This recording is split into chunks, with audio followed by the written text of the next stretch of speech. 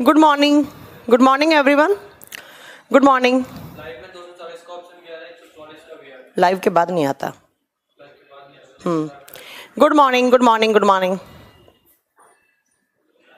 Good morning. कैसे हैं आप सब लोग? Good morning Mahesh, good morning Sunil, good morning Muskan, Amrit, Uttam Raj, Priyanka, Vikas, Vivek, good morning, good morning.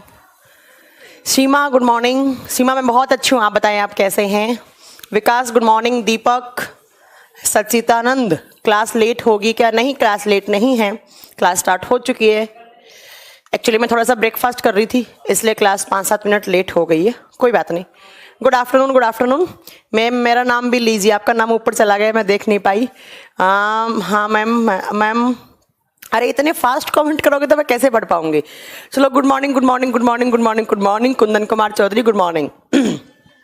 Shivratan Chaudhary कह रहे हैं कि मैम फिजिक्स वाले सर को बताएं कि कमेंट पे ध्यान ना दें और पढ़ाई ज़्यादा पढ़ाएं और सिलेबस खत्म करवाएं।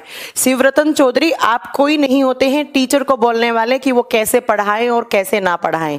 आपका काम है बच्चा पढ़ना, आप पढ़ाई कीजिए। आप ये नहीं बता सकते कि सर कब सिलेबस खत्म करेंगे, कब नहीं करेंगे, वो सर के ऊपर छोड़ दीजिए, ठीक है शिवरतन? तो आज के बाद मुझे ये चीज़ नहीं दिख जानी चाहिए कमेंट में कि फिजिक्स वाले सर को बोले या केमिस्ट्री वाली मैम को बोले या बायो वाली मैम को बोले। सिलेबस करवाना टीचर की गारंटी है, आपका काम सिर्फ पढ़ना है। और कमेंट भी लेना पड़ता है, अगर बच्चों के डाउट आते हैं तो टीचर कमेंट लेगा ही लेगा, ठीक है? चलो, गुड मॉर्निंग। इतने सारे मैं कमेंट देख रही हूँ। शीतल, गुड मॉर्निंग। शीतल, मुझे पता है आपका बैच, मैंने ही आपको शायद बैच में आपका एनरोलमेंट करवाया था। तो शीतल, मुझे उम्मीद है कि आपकी प्रॉब्लम मैंने समझी, तो आपका मैंने बहुत सारे बैचेज में एनरोलमेंट करवाया, तो आप बहुत जल्दी सिलेक्शन लें और बहुत अपने परिवार के लिए अच्छा करें। मैम 2 मिनट में WBC रिकॉल करवा दो। अच्छा जी मैम, PDF नहीं डाली है क्या? PDF डलेंगी जब आपका एक चैप्टर खत्म होगा तब PDF भी डल जाएंगी। Good afternoon. अच्छा, आप गुड आफ्टरनून हो गया, चलो गुड आफ्टरनून, कोई बात नहीं। Good morning, good morning, good morning. बस बहुत हो गया गुड मॉर्निंग, बहुत गुड मॉर्निंग हो गया। आप छोड़ो, आप पढ़ाई करते हैं। Ma'am sickle cell anaemia UP SSSC में आया था। अरे वाह, पहले एक क्लास में पढ़ाया और एक क्लास का एग्जाम में क्वेश्चन आ गए, तो बहुत अच्छी बात है, बहुत अच्छी बात है ये तो। हाँ, वैसे ब्लड से 4-5 क्वेश्चन आए थे UP SSSC में, आगे बताएंगे हम। मैम ज्योग्राफी का न्यू बैच कब आएगा? बच्चा ज्योग्राफी का बैच ऑलरेडी आया हुआ है, आप वो ले सकते हैं आप। मैम दुर्गा पूजा का छुट्टी कब से होगा? अभी तो कोई आइडिया नहीं दुर्गा पूजा की छुट्टी का, अभी तो मैं कुछ नहीं बता सकती। मैम आप गुड पढ़ाते हैं, okay. Ma'am what is haemophilia? बताएंगे हीमोफीलिया बताएंगे। टाइम टेबल में भी ऐसा नहीं था, ऐसा क्या हुआ? अच्छा, एक बच्चा इतना लंबा सा कमेंट कर रहा है, मुझे देखना पड़ेगा।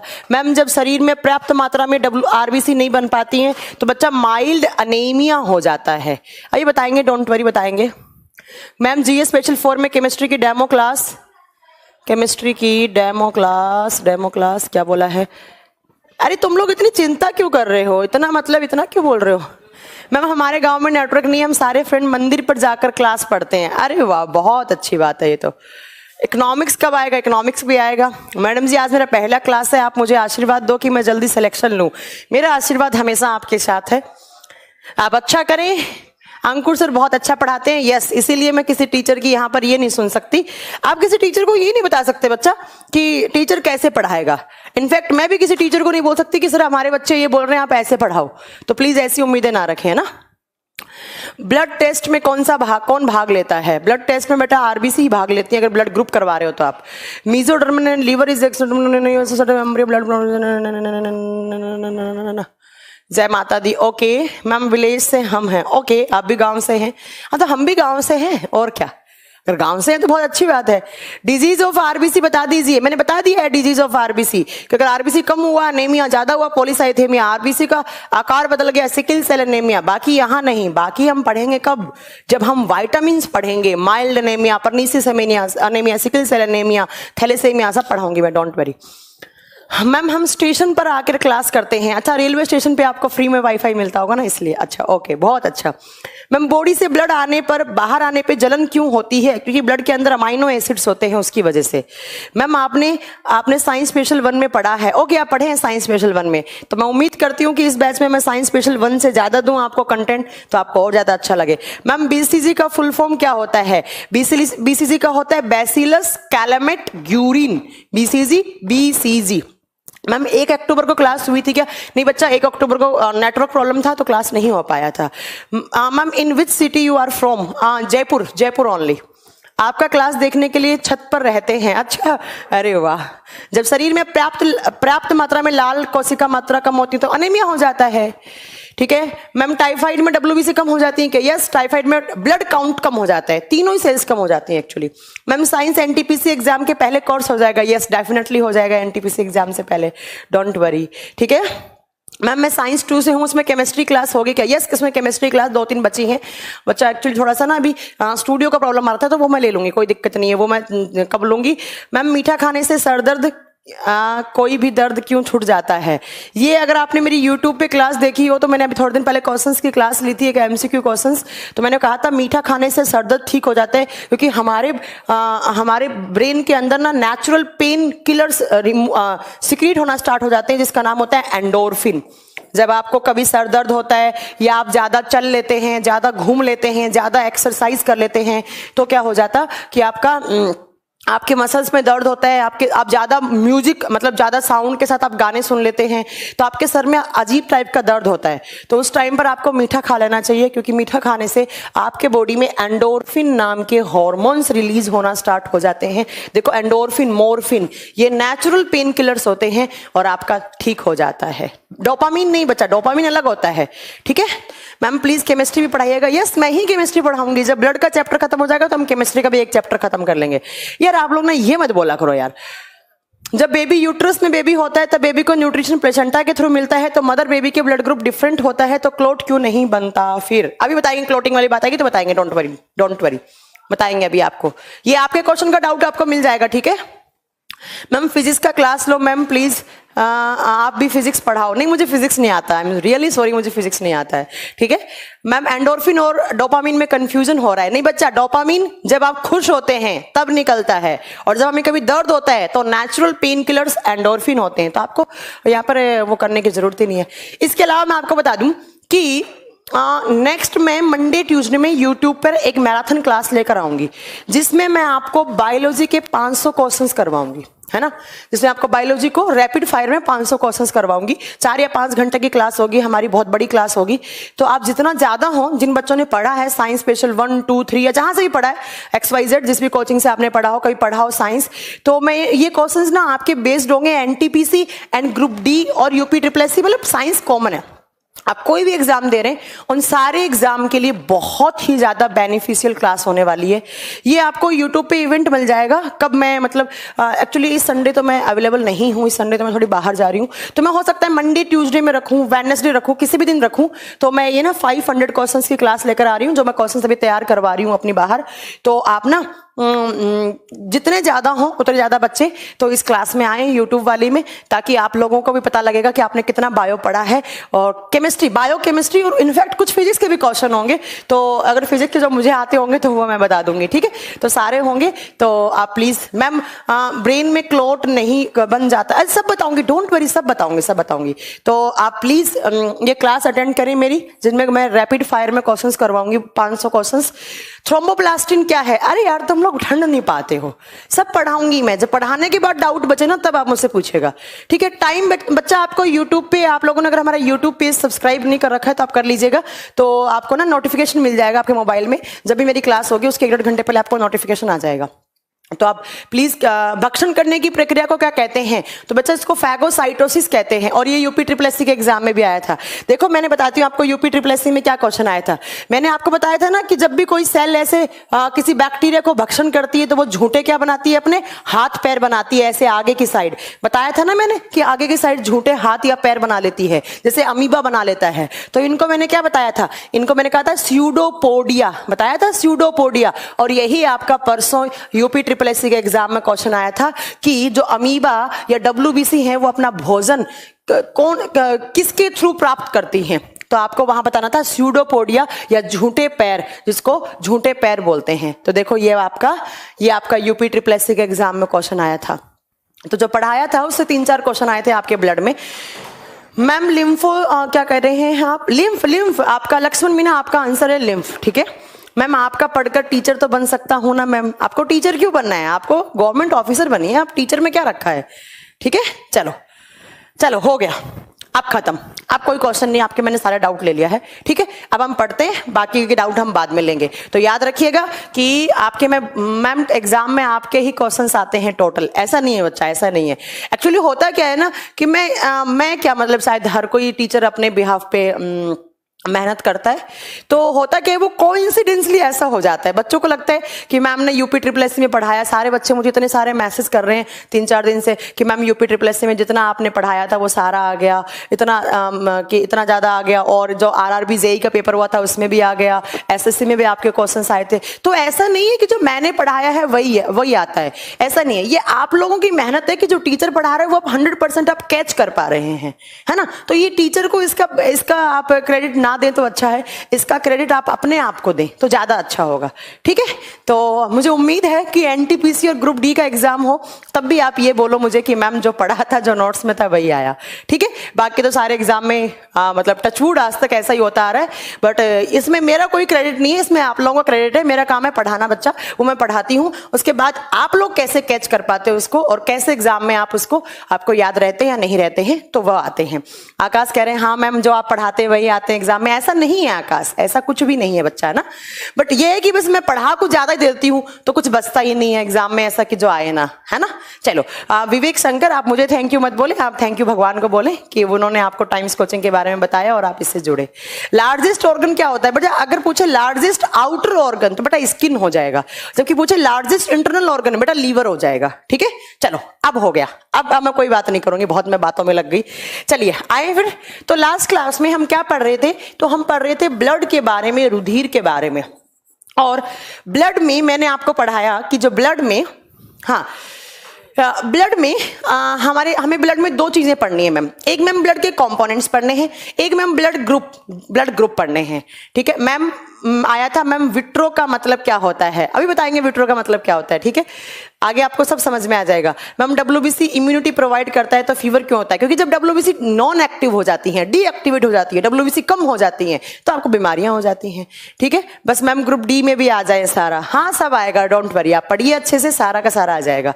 ठीक है, अब मैं कोई आपकी कमेंट सेक्शन पे ध्यान नहीं देने वाली, तुम लोग बहुत टाइम खराब कर दिया, 20 मिनट खराब कर दिए तुम लोगों ने ना। चलो देखिए, तो ब्लड को हम हिंदी में बोलते हैं मैम रुधिर। और मैंने आपको बताया कि ब्लड में हमें 2 चीजें पढ़नी है, एक साइड हमें पढ़ने हैं ब्लड के कंपोनेंट्स, और एक साइड हमें पढ़ना है कि ब्लड ग्रुप कैसे बनते हैं, और कैसे आप किसको खून दे सकते हैं, किससे खून ले सकते हैं। मम्मी का ये हुआ, पापा का ये हुआ, तो बच्चे का कौन सा ब्लड ग्रुप हो सकता है, कौन सा नहीं हो सकता है। ऐसे बहुत सारे क्वेश्चन, अभी बहुत बड़ा चैप्टर है हमारा। तो ब्लड में हमने क्या क्या पढ़ लिया था मैम? हमने RBC कंप्लीट कर ली थी, उसके बाद मैम हमने WBC स्टार्ट किया था। तो WBC के बारे में जितने भी फैक्ट थे वो मैंने सारे बता दिए।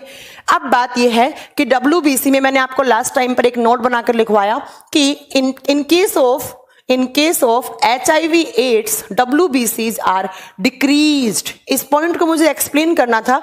आप बहुत बार बुक्स में पढ़ोगे कि जब HIV/AIDS होता है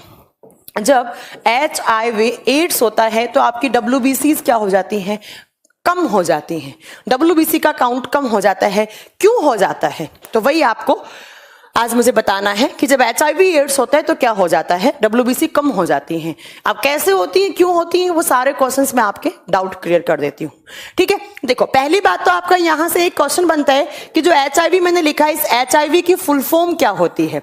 ये HIV एक वायरस का नाम है, एक इन्फेक्शन का नाम है। इस HIV की फुल फॉर्म होती है ह्यूमन इम्यूनो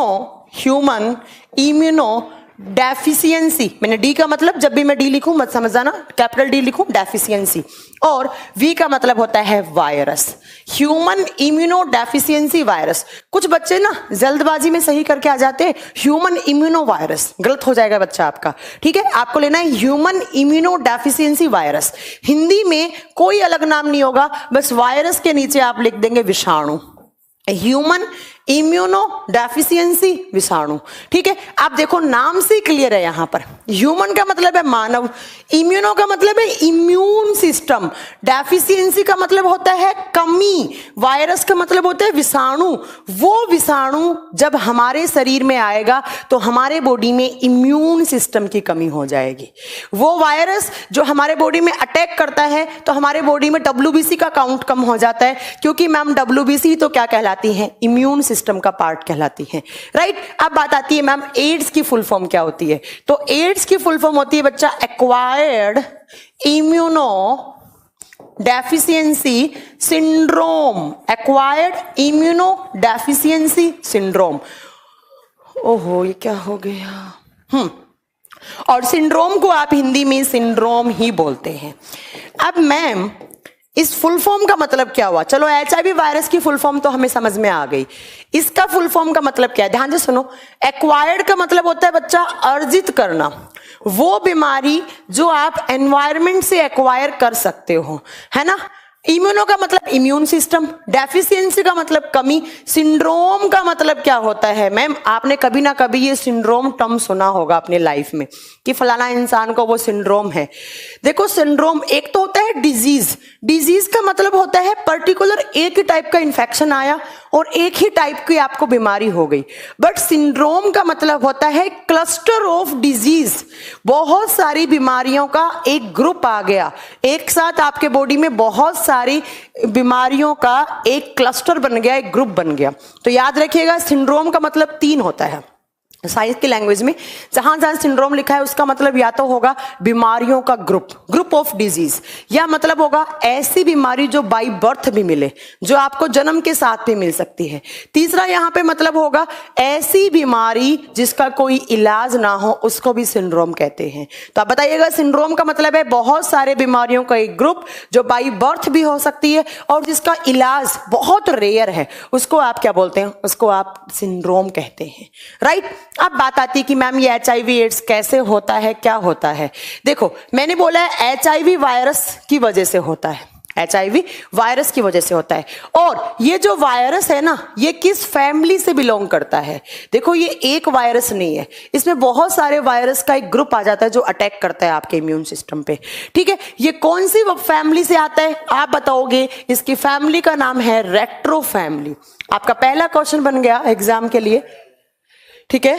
क्या पूछ रहे हैं, कोई बच्चे का कमेंट आया, किसका, योगेंद्र तो गुड मॉर्निंग बोल रहे हैं।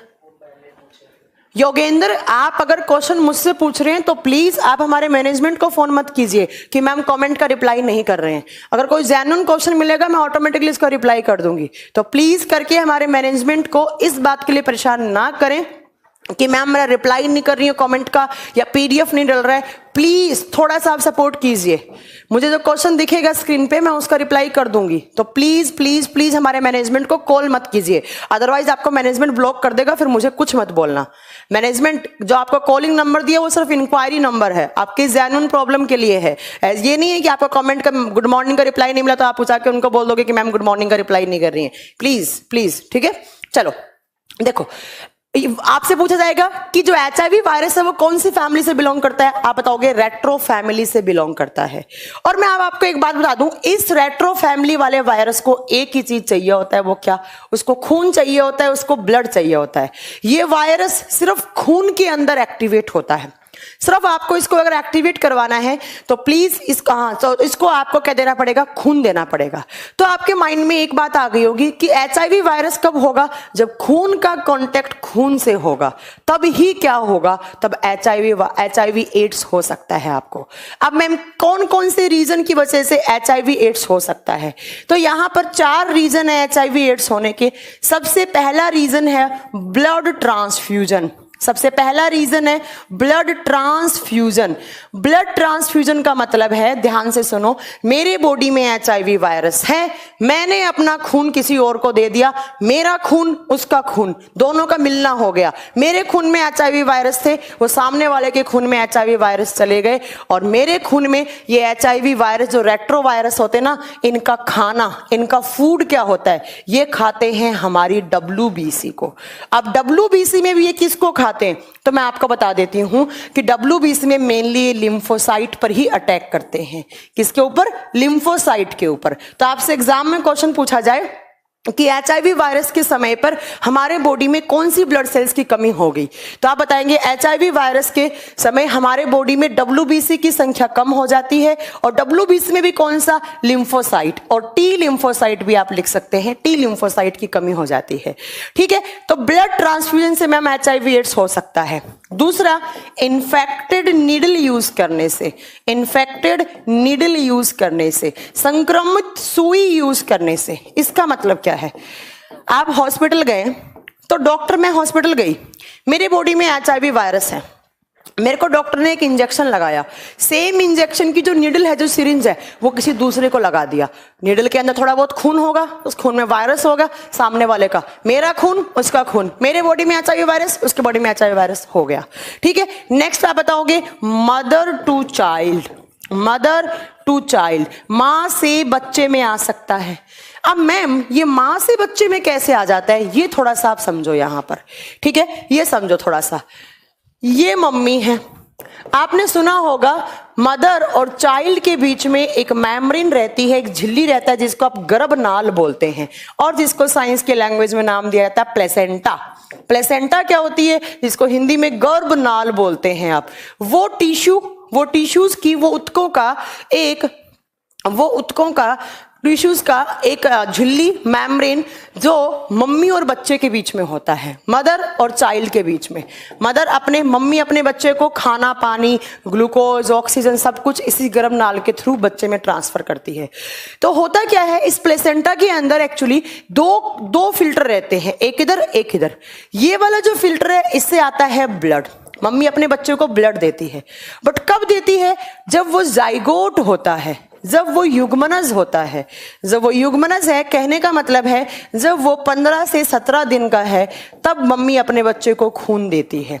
तो अगर इस स्टेज में मम्मी के ब्लड में HIV वायरस था, तो भैया वो वायरस यहां से आता हुआ किस में हो जाएगा? बच्चे में हो जाएगा। दूसरी साइड जो फिल्टर है ना, इससे क्या आता है? इससे खाना आता है, इससे पानी आता है, इससे ऑक्सीजन आता है, और इससे खनिज पदार्थ हो गए, पोषक तत्व हो गए, वो सब आते हैं। अब क्या होता है, जैसे ये बच्चा 15-17 दिन का हो जाता है, ये जाइगोट बन चुका होता है, बच्चा तो नहीं, जाइगोट हो गया है, तो ये वाला जो फिल्टर है ना, ये क्लोज हो जाता है ये ऑटोमेटिकली क्लोज हो जाता है, क्योंकि उसके बाद मम्मी अपने बच्चे को इतना खून दे देती हैं कि वो कम से कम 1.5-2 महीने सर्वाइव कर ले। देन उस बच्चे के अंदर लीवर बन जाता है, और मैंने आपको बताया था कि जब बच्चा एम्ब्रियोनिक स्टेज में होता है तो खून कहाँ बन जाता है, तो एम्ब्रियोनिक स्टेज में होता है तो खून कहाँ बन जाता है, तो उसके लीवर में बन जाता है। ठीक है, बट ये वाला जो फिल्टर है, ये पूरा का पूरा 9 मंथ्स तक ओपन रहता है, और 9 महीने के बाद जब डिलीवरी होती है बच्चे की, तो डॉक्टर इसको यहां से कट कर देगा और इसको यहां से कट कर देगा, मदर अलग, बच्चा अलग। ठीक है, तो आप क्या बताएंगे? आप बताएंगे कि मम्मी और बच्चे के बीच में जो गर्भनाल होता है, जो टिश्यूज, उत्तकों का एक झिल्ली बना हुआ है, उसको प्लेसेंटा बोलते हैं। प्लेसेंटा में 2 टाइप के फिल्टर होते हैं। एक फिल्टर से खून आता है, स्टार्टिंग के 15 से 17 दिन तक मम्मी अपने बच्चे को खून देती है। अगर मम्मी के खून में HIV वायरस था, तो वायरस बच्चे में भी आ सकता है, तो मम्मी से बच्चे में हो गया। बट बाकी का जो फिल्टर है वो 9 महीने तक ओपन रहते हैं, देन डॉक्टर उसको काट देता है। तो ये बात आपको समझ में आ गई होगी। तीसरा कि मदर टू चाइल्ड। नेक्स्ट यहाँ पर रीजन क्या हो सकता है? नेक्स्ट यहाँ पर रीजन होता है HIV एड्स होने का क्या, तो आप बताएंगे अगला रीजन है सेक्सुअल कॉन्टैक्ट के थ्रू। सेक्सुअल कॉन्टैक्ट के थ्रू, लैंगिक संपर्क के थ्रू, जो आपकी गैमेट सेल्स हैं, जो आपकी गैमेट सेल्स हैं। गैमेट सेल्स क्या होती है? मैम ने पढ़ाया है आपको। गैमेट सेल होती हैं मैम जनन कोशिकाएं या प्रजनन कोशिकाएं। कौन कौन सी होती हैं? मेल में मैम स्पर्म शुक्राणु होता है और फीमेल में ओवा होता है। तो अगर स्पर्म के थ्रू ओवा में आया है तो आपको हो जाएगा HIV एड्स। तो आप बताओगे शुक्राणु की सहायता से लड़की के शरीर में ओवा के पास आ जाना। ठीक है, तो आप बताएंगे कि इस दुनिया में सिर्फ 4 रीजन है HIV एड्स होने के। कौन कौन सा? तो पहला सुनो आप, कौन कौन सा? पहला है आपका ब्लड ट्रांसफ्यूजन से, एक इंसान ने खून दूसरे को दिया हो गया, इन्फेक्टेड नीडल यूज करने से, मम्मी से बच्चे में, और सेक्सुअल कांटेक्ट के थ्रू जो गैमेट सेल्स हैं, जो प्रजनन कोशिकाएं हैं, जो शुक्राणु है, जो स्पर्म है, उसके थ्रू भी आ सकता है।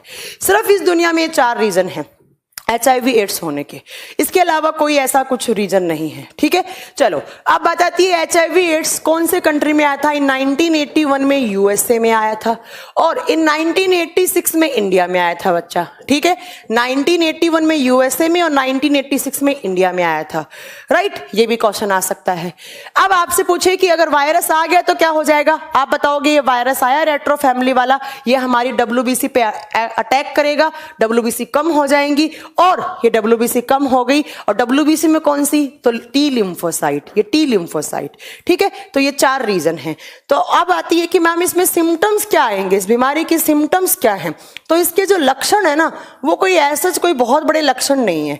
एक तो आपका वजन कम होना, आपका वेट लॉस हो जाएगा, आपका वजन कम हो जाएगा। दूसरा, आपको भूख नहीं लगेगी, loss of appetite, loss of appetite, आपको भूख लगना बंद हो जाएगा, आप खाना नहीं खा पाओगे, कुछ खाओगे वो भी वॉमिटिंग हो जाएगा, भूख ना लगना, और आपको बहुत तेज बुखार भी रहेगा, हाई फीवर हो जाएगा, और आपके बॉडी में वीकनेस सी आ जाएगी, कमजोरी जैसे आ जाएगी, और पेट के निचले हिस्से में दर्द भी होगा, है ना। पेट के निचले हिस्से में मतलब एब्डोमिनल वाले पार्ट में, जो पेट का निचला हिस्सा होता है उसको बोलते हैं आप एब्डोमिनल, एब्डोमिनल वाला पार्ट, उसमें आपको दर्द होगा। ये है आपका HIV एड्स के सिम्टम्स। अब आप डॉक्टर के पास गए कि भाई मेरे में ये सिम्टम आ रहे हैं, तो डॉक्टर क्या करेगा? डॉक्टर आपका एक टेस्ट करेगा, जिस टेस्ट के थ्रू पता लगेगा कि आप में HIV वायरस है या नहीं। उस टेस्ट का नाम होता है एलिजा टेस्ट। बहुत बार एग्जाम में क्वेश्चन आता है कि एलिजा टेस्ट कौन सी बीमारी के लिए किया जाता है? आप बताएंगे HIV एड्स। इसका फुल फॉर्म होता है एंजाइम लिंक्ड इम्यूनो सॉर्बेंट एसे। हिंदी में कोई फुल फॉर्म नहीं है, इंग्लिश में ही है सिर्फ इसकी, एंजाइम लिंक्ड इम्यूनोसॉर्बेंट ऐसे। एक स्लाइड के ऊपर एंजाइम का एक सॉल्यूशन डाला जाता है, एक सॉर्बेंट डाला जाता है, उसके ऊपर आपका खून डालेंगे, अगर खून में वायरस होगा ये तो उस एंजाइम के साथ बाइंड हो जाता है, फिर उसको आप इलेक्ट्रो माइक्रोस्कोप से देखोगे, पता लग जाएगा कि इसमें HIV वायरस है या नहीं है। ठीक है, अब बात आती है कि मैम इस बीमारी का इलाज क्या है? तो मैं बता दूं, इस बीमारी का कोई इलाज नहीं है, इंडिया के पास नहीं, किसी भी कंट्री के पास इस बीमारी का इलाज नहीं है। अब अगर आपको HIV एड्स है तो आपको मरना तो है, हो सकता है आप 1 साल में मरो, आप 1.5 साल में मरो या 2 साल में मरो, ठीक है, कोई इलाज नहीं है इसका। बट हाँ, डॉक्टर एक ड्रग देगा आपको जो आपको रेगुलर खानी है। ड्रग का मतलब है हैवी डोज, जिसका नाम होता है एजिडोथाइमिडीन। अब ये जो टैबलेट खाई है ना आपने, ये इलाज नहीं है HIV एड्स का। इससे थोड़ा बहुत आपका इम्यून सिस्टम स्ट्रांग रहेगा बस, बाकी इलाज नहीं है कि और कोई इन्फेक्शन ना हो। तो ये आपका, आप याद रखेंगे कि ये आपका ड्रग दी जाती है, पर ये कोई इलाज नहीं है। इलाज तो किसी भी कंट्री के पास नहीं है, हो सकता है इन फ्यूचर में कुछ आए ऐसा, बट अभी तक तो WHO ने कुछ ऐसा नहीं किया है कि किसी कंट्री के पास इसका इलाज है, कोई इलाज नहीं है। ठीक है, तो देखो आपको एग्जाम के पॉइंट ऑफ व्यू से आपके कितने सारे क्वेश्चन बन गए।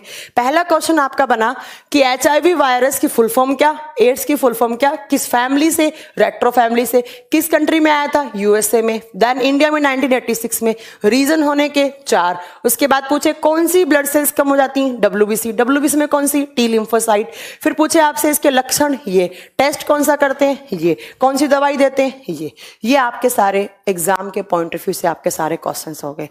अगर आपने DD नेशनल पे, दूरदर्शन पे एक ऐड देखा हो, बहुत दिन पहले आते थे, कि एक ऐड आता था, साथ खाना खाने से, उठने से, बैठने से HIV एड्स नहीं होता। यस, ये बहुत एकदम 100% ट्रू बात है कि साथ खाना खाने से, उठने से, बैठने से HIV एड्स नहीं होता। HIV एड्स कब होगा? जब एक इंसान का खून दूसरे इंसान के खून से मिलेगा, तब जाकर आपको HIV एड्स होगा। तो जिनको HIV एड्स है, आप उसके साथ घूमिए फिरिए, आप उनका जूठा भी खा सकते हैं, आप उनसे हैंडशेक कर सकते हैं, आपको HIV एड्स नहीं होगा। ठीक है, ये आप याद रखिएगा। ओके, चलो। विशाल कह रहे हैं मैम स्टार्टिंग में धूप में बैठने से ठीक हो सकता है। नहीं, ये सब रूमर्स हैं बच्चा। ऐसा बोलते हैं कि धूप में वायरस नॉन एक्टिव हो जाते हैं, ऐसा कुछ भी नहीं है। ठीक है, तो ये आप याद रखिएगा कि HIV वायरस को सिर्फ एक ही चीज चाहिए, वो चाहिए ब्लड, और ब्लड के अंदर क्या चाहिए? आपकी WBC चाहिए, तभी वो ग्रो कर सकता है। तो आप याद रखिए, जब HIV वायरस होता है तो क्या होती है? आपकी WBC कम हो जाती है, WBC का काउंट कम हो जाता है, आपका इम्यून सिस्टम कमजोर हो जाता है। ये आपका HIV से क्वेश्चंस थे जो मैंने आपको बता दिए। चलो अब चलें, तो आपका WBC कंप्लीट हो गया। WBC में याद रखिएगा कि जब HIV एड्स होता है तो मैम जूठा खाने से भी हो सकता है क्या? नहीं हो सकता। जूठा खाना खाओगे तो कौन सा खून खा रहे हो आप उसका? जब आप उसका खून पियोगे, खून पीते हैं क्या आप लोग? अगर खून पिएंगे तो भले ही हो सकता है। मैम हाईएस्ट प्रेजेंट इन अच्छा, एक बच्चा पूछ रहा है कि मैम किस कंट्री में ज्यादा है? तो ऐसा कहा जाता है साउथ अफ्रीका साइड ज्यादा है HIV पेशेंट्स, तो याद रखिएगा। ठीक है, चलो अब आपकी WBC कंप्लीट हो गई। अब नेक्स्ट आएंगे आप प्लेटलेट्स पे। नेक्स्ट लिखेंगे आप तीसरी प्लेटलेट्स, जिसको आप बोलते हैं बिंबाणु, जिसको आप बोलते हैं बिंबाणु या प्लेटलेट्स। एक था RBC, एक था WBC, अब हमारा स्टार्ट हुआ है। मैम क्या मच्छर के काटने से हो जाता है क्या? नहीं बच्चा, मान लो मेरे को मच्छर ने काटा, फिर आपको मच्छर ने काटा, तो नहीं होगा। क्यों? क्योंकि मच्छर का जो सलाइवा है ना, मच्छर के, ऐसा कहा जाता है मच्छर के मुंह के अंदर, सलाइवा के अंदर बहुत ज्यादा स्ट्रॉन्ग एंजाइम्स होते हैं, तो नहीं हो सकता। ठीक है मैम, ब्लड को बदला जा सकता है। बेटा ये प्रैक्टिकली पॉसिबल नहीं है कि 100% आप ब्लड बदल दो, क्योंकि 100% ब्लड बदलने के लिए आप अपना निकालोगे, दूसरे का ब्लड डालोगे, तो जो बीच में गैप है ना, उतने गैप में आपके बॉडी में ऑक्सीजन ट्रांसपोर्टेशन नहीं हो पाएगा, तो नहीं हो पाएगा। ठीक है, चलो देखिए नेक्स्ट है आपका प्लेटलेट्स। प्लेटलेट्स को साइंस की लैंग्वेज में बोलते हैं थ्रोम्बोसाइट्स। तो आप पहला क्वेश्चन लिखेंगे यहां पर, it is also known as thrombocytes. जैसे RBC को हमने एरिथ्रोसाइट्स बोला था। दूसरा, हाँ हीरा आपका आंसर है यस। ठीक है, दूसरा HIV से RBC पे इफेक्ट होगा क्या? नहीं, HIV से ऐसा RBC तो इफेक्ट नहीं होती है, बट धीरे धीरे आपका सारा खून खराब होने लग जाता है। इतने ज्यादा वायरस आ जाते हैं, इतना अटैक हो जाता है वायरस का कि खून खराब होना स्टार्ट हो सकता है। ठीक है, चलो माँ के दूध में नहीं, माँ के दूध से नहीं आएगा HIV एड्स। अगर मम्मी अपने बच्चे को फीडिंग करा रही है तो नहीं आएगा, दूध में वायरस थोड़ा ना आएगा। तुम भी यार कैसी बातें कर रहे हो, अब तुम फालतू क्वेश्चन पूछ रहे हो, है ना? चलो हाँ, इंडिया में सबसे ज्यादा डायबिटीज के पेशेंट्स हैं, ये तो सही बात बोली किसी ने बोली। ठीक है, मच्छर को भी HIV हो सकता है? नहीं होता है मच्छर को HIV का वायरस है ना, वो नॉन एक्टिवेट हो जाता है मच्छर के सलाइवा वगैरह में। ठीक है, चलो अब आप ज्यादा बातें मत करो। मैम एक किताब में 7 से 10 दिन WBC का लाइफ स्पैन लिखा हुआ है, तो बेटा आप उस किताब को पढ़ लो। आप या तो आप मेरे से पढ़ लो या आप उस किताब को पढ़ लो, एक ही काम हो सकता है एक बारी में। ठीक है, चलो तो आप लिखेंगे कि प्लेटलेट्स को थ्रोम्बोसाइट्स भी कहा जाता है। आप पहला पॉइंट लिखेंगे, it is also known as thrombocytes. ठीक है, चलो नेक्स्ट क्वेश्चन आता है कि प्लेटलेट्स कितनी होनी चाहिए। तो मैंने आपको पहली क्लास में बताया था कि प्लेटलेट्स जो होती हैं वो लाखों में होती हैं, तो कितनी होनी चाहिए? तो आप लिखेंगे मेल और फीमेल में, नर और मादा में, लड़के लड़की में इक्वल होती हैं। कितनी होनी चाहिए? 4.5 to 5.5 लाख पर 100 ml HB, और HB फॉर हीमोग्लोबिन। तो कहने का मतलब है मैम 100 मिलीलीटर हेमोग्लोबिन में 4.5 से 5.5 लाख होने चाहिए ऑन एन एवरेज। ठीक है, नेक्स्ट आप याद रखेंगे कि प्लेटलेट्स भी कहाँ बनती हैं? मैम जहां पर खून बनता है वहीं पर तो प्लेटलेट्स बनती हैं। और खून कहाँ बनता है? तो मैम आपने बताया था बोन मैरो में बनता है। कहाँ बनता है? अस्थि मज्जा में या बोन मैरो में बनता है। नेक्स्ट मैम ये बोन मैरो में बन जाएंगी, फिर कितना दिन सर्वाइव करेंगी? आप बताओगे कि इनका जीवन काल जो होता है, लाइफ स्पैन, जीवन काल 8 से 10 दिन का होता है। इनका जीवन काल 8 to 10 डेज का होता है। अब कुछ बुक्स में लिखा होता है 1 से 1.5 वीक, तो हो तो गया 1 से 1.5 वीक, है ना। चलो याद रखिएगा 1 से 1.5 वीक तक ये सरवाइव करती हैं, जो भी इनका काम होता है वो काम करती हैं। अब क्या होती है मैम, उसके बाद इनका ब्रेकडाउन हो जाती हैं, ये डेड हो जाती हैं, इनकी मृत्यु हो जाती है। और डेड कहीं नहीं, खून में ही मर जाती हैं, थोड़ी बहुत मरती हैं, ज्यादा मरती भी नहीं है। और फिर आपसे पूछे कि इनका रीजेनरेशन कहाँ होता है, आप बताओगे खून के अंदर ही वापिस रीजनरेट हो जाती हैं। इनका पुनर्निर्माण भी ब्लड के अंदर हो जाता है, ठीक है। अब आपसे पूछेगा कि जो आरबीसी और डब्ल्यूबीसी और जो प्लेटलेट्स हैं, इनकी क्वांटिटी का रेशियो क्या होता है, इनका संख्या का अनुपात क्या है। आप बताएंगे 600:1:40, ठीक है। ये इन तीनों का क्वांटिटी का रेशियो होता है। अब आपसे पूछ लिया जाए बच्चा कि डब्ल्यूबीसी और प्लेटलेट्स का क्या है, आप ये बता दोगे। आरबीसी डब्ल्यूबीसी का क्या है, आप ये बता दोगे। आरबीसी प्लेटलेट्स का 600:40 हो जाएगा, ठीक है। ये इनकी क्वांटिटी का रेशियो होता है। अब बात आती है कि मैम ये तो आपने बता दिया, इतनी होनी चाहिए, यहां बननी चाहिए, इतने दिन काम करनी चाहिए, और यहां पर मरनी चाहिए, यहां पर वापिस बननी चाहिए, ये रेशियो हो गया।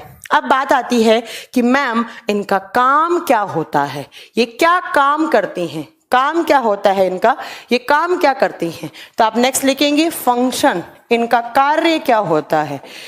इनका काम होता है ब्लड का क्लोट करवाना, या आप लिख सकते हो to stop bleeding, to stop bleeding, रुधिर के बहाव को बंद करना। जब आपको चोट लगती है तो उस जो ब्लीडिंग होती है उसको रोकना, या आप इसको दूसरी लैंग्वेज में लिख सकते हो it helps in blood clotting. ये क्या करवाती हैं, ये रुधिर का थक्का जमाने में सहायक हैं। क्या करने में सहायक हैं, रुधिर का थक्का जमाने में सहायक है। तो आप लिखेंगे रुधिर का थक्का जमाना, थक्का जमाना, it helps in blood clotting, ये रुधिर का थक्का जमाने का काम करती हैं। मैम 100% रीजनरेट हो जाती है क्या, नहीं बच्चा, प्रैक्टिकली पॉसिबल नहीं है कि 100% रीजनरेट हो जाए। ओके चलो, अब मैम ये ब्लड क्लोटिंग कैसे करती हैं और क्यों करती हैं, क्योंकि बच्चा इनके पास होते हैं क्लोटिंग वाले सारे के सारे फैक्टर। तो आप लिखेंगे इनके पास क्या क्या होता है, इनके पास होते हैं क्लोटिंग फैक्टर, आप लिखेंगे क्लोटिंग फैक्टर, और हिंदी में लिखेंगे थक्का जमाने वाले कारक। वो सारी चीजें जो थक्का जमाती हैं, थक्का जमाने वाले कारक। बड़ा ध्यान से एक एक पॉइंट को सुनना, बहुत सारे क्वेश्चंस आपके क्लियर होंगे। ये ब्लड क्लोटिंग करवाती है क्योंकि मैम इनके पास क्लोटिंग करवाने वाले सारे के सारे फैक्टर होते हैं, ठीक है। अब मैम क्या क्या होता है, हाँ यस गौरव आपका आंसर है यस, ठीक है। क्या क्या होता है, देखो सबसे पहली चीज होती है इनके पास कैल्शियम। इन प्लेटलेट्स के पास कैल्शियम होता है, और कहाँ का कैल्शियम, आप बताएंगे बच्चा खून का कैल्शियम। ऐसे तो आपके बालों में भी होता है, नाखूनों में भी होता है, आपकी हड्डियों में भी होता है, आपके दांतों में भी होता है, बट बच्चा आपको ध्यान रखना है कि सिर्फ ब्लड के अंदर जो कैल्शियम है वो ब्लड का क्लोट करवाता है, ठीक है।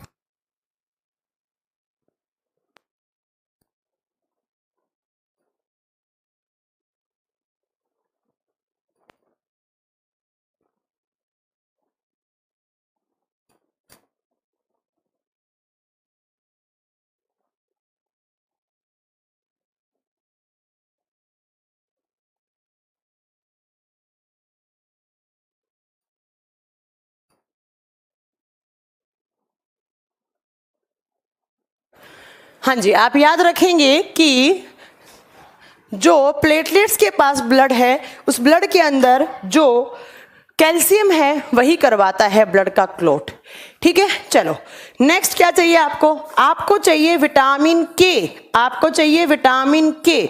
और ये विटामिन के कहाँ से आता है, आप बताओगे हमारे लीवर से आता है, हमारे यकृत से आता है। तो आपसे एग्जाम में पूछ लिया जाए कि कौन सा विटामिन ब्लड का क्लोट करवाता है, विटामिन के is helpful in blood clotting. तीसरा मैम इनके पास होते हैं क्लोटिंग वाले प्रोटीन्स, कौन से प्रोटीन, क्लोटिंग प्रोटीन होते हैं, थक्का जमाने वाले प्रोटीन।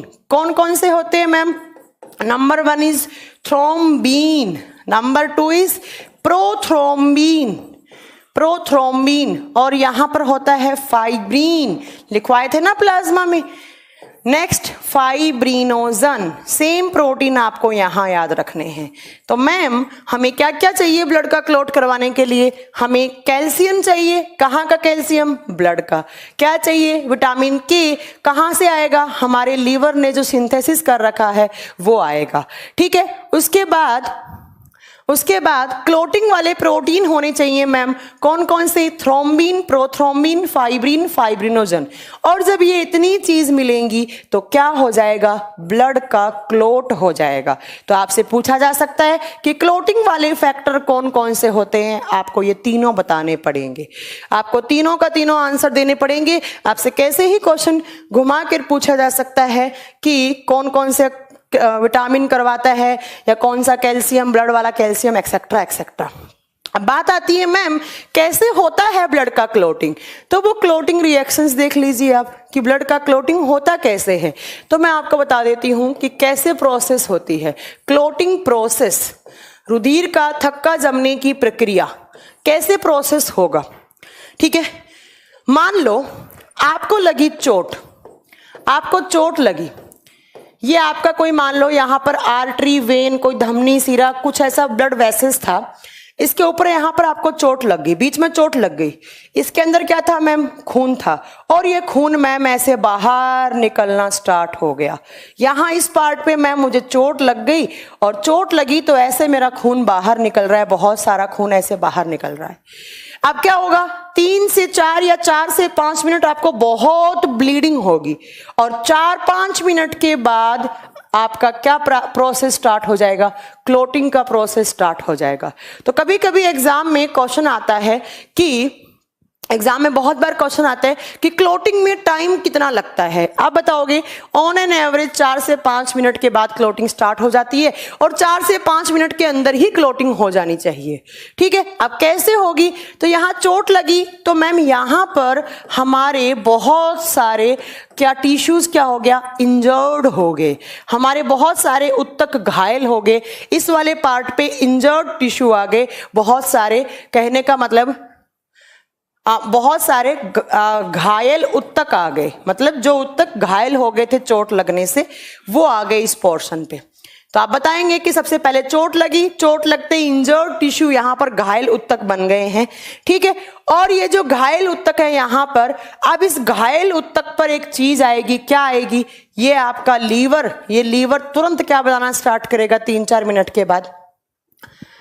अरे भैया यार तुम लोगों में ना दिमाग कम है। राजा शर्मा कह रहे हैं मैम आपने लास्ट क्लास में बताया था कि प्लाज्मा ब्लड क्लोटिंग करवाता है। तो भैया प्लाज्मा ब्लड का ही पार्ट है, और प्लेटलेट्स भी किसका पार्ट है? ब्लड का ही पार्ट है। अगर आपसे पूछे कौन सा लिक्विड मीडियम ब्लड क्लोटिंग करवाता है, आंसर प्लाज्मा हो जाएगा। आप मेरी क्लास में ना दिमाग खोल के बैठा करिए राजा शर्मा, ठीक है। फिर पूछे कौन सी ब्लड सेल्स ब्लड क्लोटिंग करवाती हैं? प्लेटलेट्स, बस यार, ठीक है। चलो, तो यहां से जैसे आपके इंजर्ड टिश्यू आए, घायल उत्तक हो गए, अब क्या होगा बच्चा? आपका लीवर यहां से स्टिमुलेट होगा, और लीवर भेजेगा, क्या भेजेगा? विटामिन के भेजेगा। कौन सा विटामिन? विटामिन के आ गया मैम इनको, ठीक है। चलो नेक्स्ट, यहां से इधर से आएंगी आपकी ब्लड प्लेटलेट्स, इधर से आएंगी आपकी ब्लड प्लेटलेट्स चल के, ये आपका है, यहां से आई आपकी ब्लड प्लेटलेट्स, और प्लेटलेट्स के अंदर क्या है मैम जी? प्रोटीन है सारे, है ना। तो मैम ये आपका चोट लगने वाला स्थान, इस चोट लगने वाले स्थान पर इधर से ब्लड प्लेटलेट्स आई, इधर से आपके लीवर ने क्या दे दिया? विटामिन के दे दिया, विटामिन के दे दिया, ठीक है। चलो अब क्या होगा? अब जब विटामिन के और प्लेटलेट्स मिलते हैं तो इस स्टेज को कहा जाता है थ्रोम्बोप्लास्टिन। इसको क्या कहा जाता है? थ्रोम्बोप्लास्टिन। एक बच्चे ने थोड़ी देर पहले ही बोला था कि मैम थ्रोम्बोप्लास्टिन क्या होता है, तो मुझे लगता है कि आपको आंसर मिल गया होगा। तो आप बताएंगे जो वो स्थान जहां पर चोट लगी है, जहां पर विटामिन के आ गया, ब्लड प्लेटलेट्स आ गया, उसको बोलते हैं फिर थ्रोम्बोप्लास्टिन हो गया। अब जैसे ही थ्रोम्बोप्लास्टिन हो जाएगा, इनका मिक्सचर बन गया, मिक्सचर बनते ही बच्चा क्या होगा?